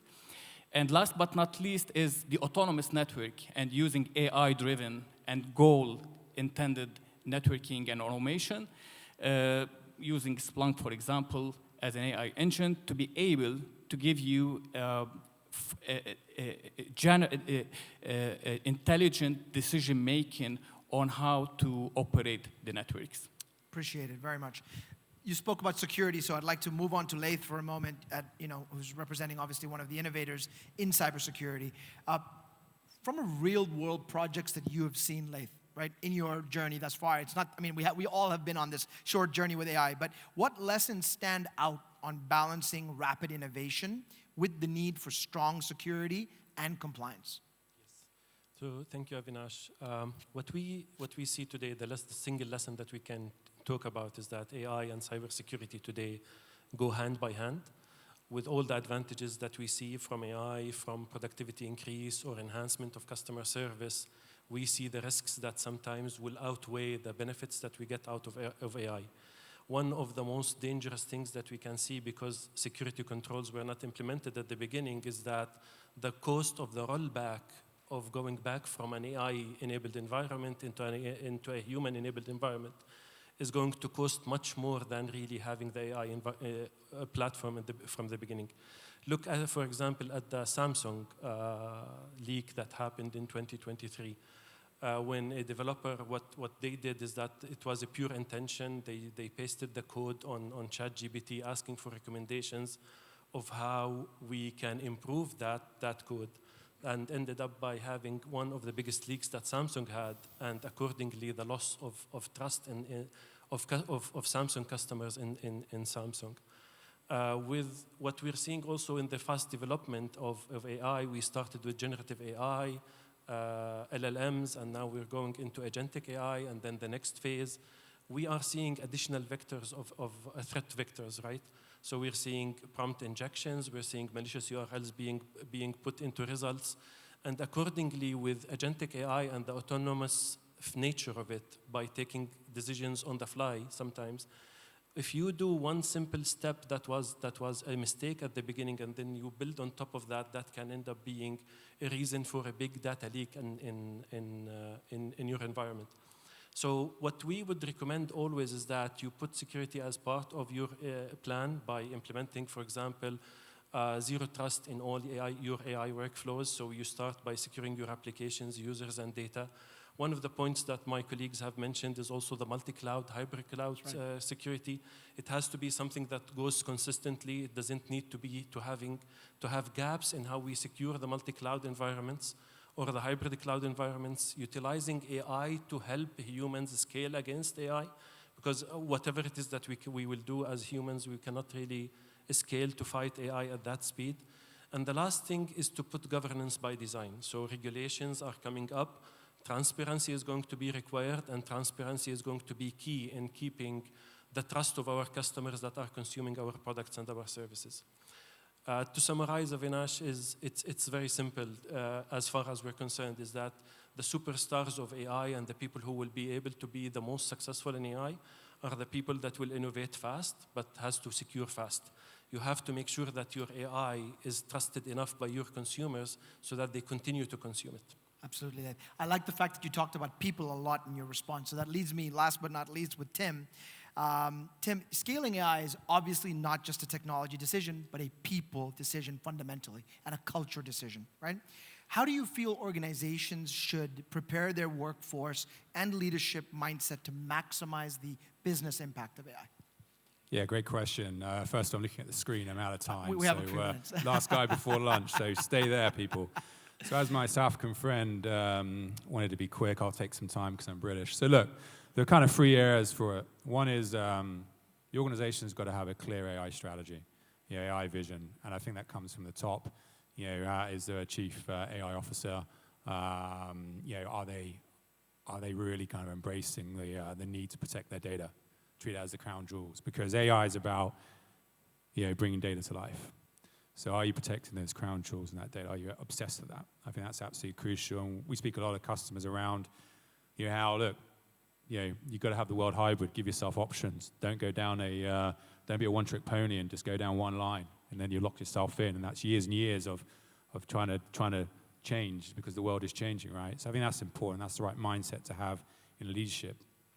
I think the second area is around upskilling your workforce, but ripping the Band-Aid off and really going for it. So when we look at Hewlett-Packard Enterprise, we've got the most certified people in the world on NVIDIA. Why? Because right from the top, they said, we've all got to get it done and get it done fast. So we've all been through courses. That's from sales, from back office, engineering. The guys in the white coats that are doing the co-engineered solutions with NVIDIA, co-engineer being the key phrase. That's a passion for it, and that goes right from the top. I think the third one is, and hey, we're at D-Tech, right? So it does come back to technology. Yeah, you can have that first one, the AI vision. You can do all the upskilling of your people, but hey, the world is fast. And if I'm going, where are the toys? Where are the toys?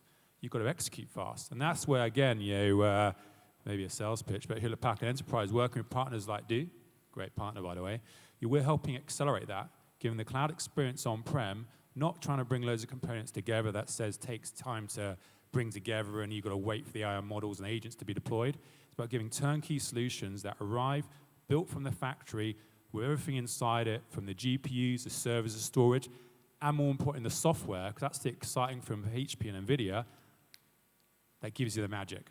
So therefore, your AI vision you set, all the staff you've got upskilled, they can then enjoy the toys. And then you go back to what's really important is the customer value. Right. IT have delivered a customer value to their people, 100%. and you're delivering customer value to your people out there. And you know what's really pleasing? Well, just to finish off, and I was at the US UAE Business Council event last night, and I always remember when I came over here 5 years ago that, talking about leadership, right? The UAE was the first country in the world to have an AI minister, right? That's right. And you know what? It must be 4 or 5 years ago that happened, yeah? Now, today, later this month, there's 50 chief AI officers from the UAE going to Washington. And we're glad to be part of that. And that's just amazing. I think that's just true leadership right from the top. So absolutely, I think the final point, your leadership have got to embrace it and love it and then drive it down. That's right. Thank you very much. It's all about execution. I've got more material, by the way, but I think it's lunchtime. Thank you. Yeah, gentlemen, Thank you. we wanted to talk more, but due to the condensed time, it's very clear, though, from this panel, thank you all for listening, the time to move from AI pilots to AI-powered outcomes is now. So, ladies and gentlemen, a big round of applause to our panelists. Thank you very much for this great feedback. Thank you, gentlemen, for that interesting discussion. We are leaving with some practical takeaways. Now, we are about to close the 3rd edition of Do Tech Envision, and it would only be fitting for us to hear some closing remarks, perhaps, to bring this to an official conclusion. Allow me to invite back up on stage Mr. Jassim Alaoudi, Chief ICT Officer at Do, to deliver the closing remarks. Assalamu alaikum again. Good afternoon, everyone. I hope that you have enjoyed your time. Time passes really quickly. I can't believe that this is the 3rd edition of Envision. I remember that day clearly. It was a small idea when I came to my CEO telling him that I have an idea where we build a tech platform. And he gave me the freedom to start, and the dream started very small, but year on year, we are seeing that Envision platform is becoming bigger with the support of our partners, with the support of our clients, with the support of Do employees as well. Thank you, everyone.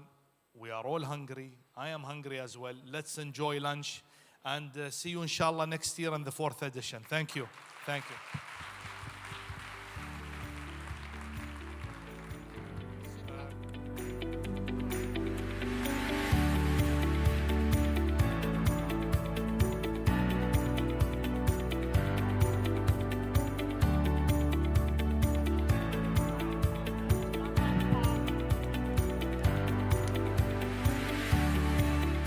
do do do do do do do do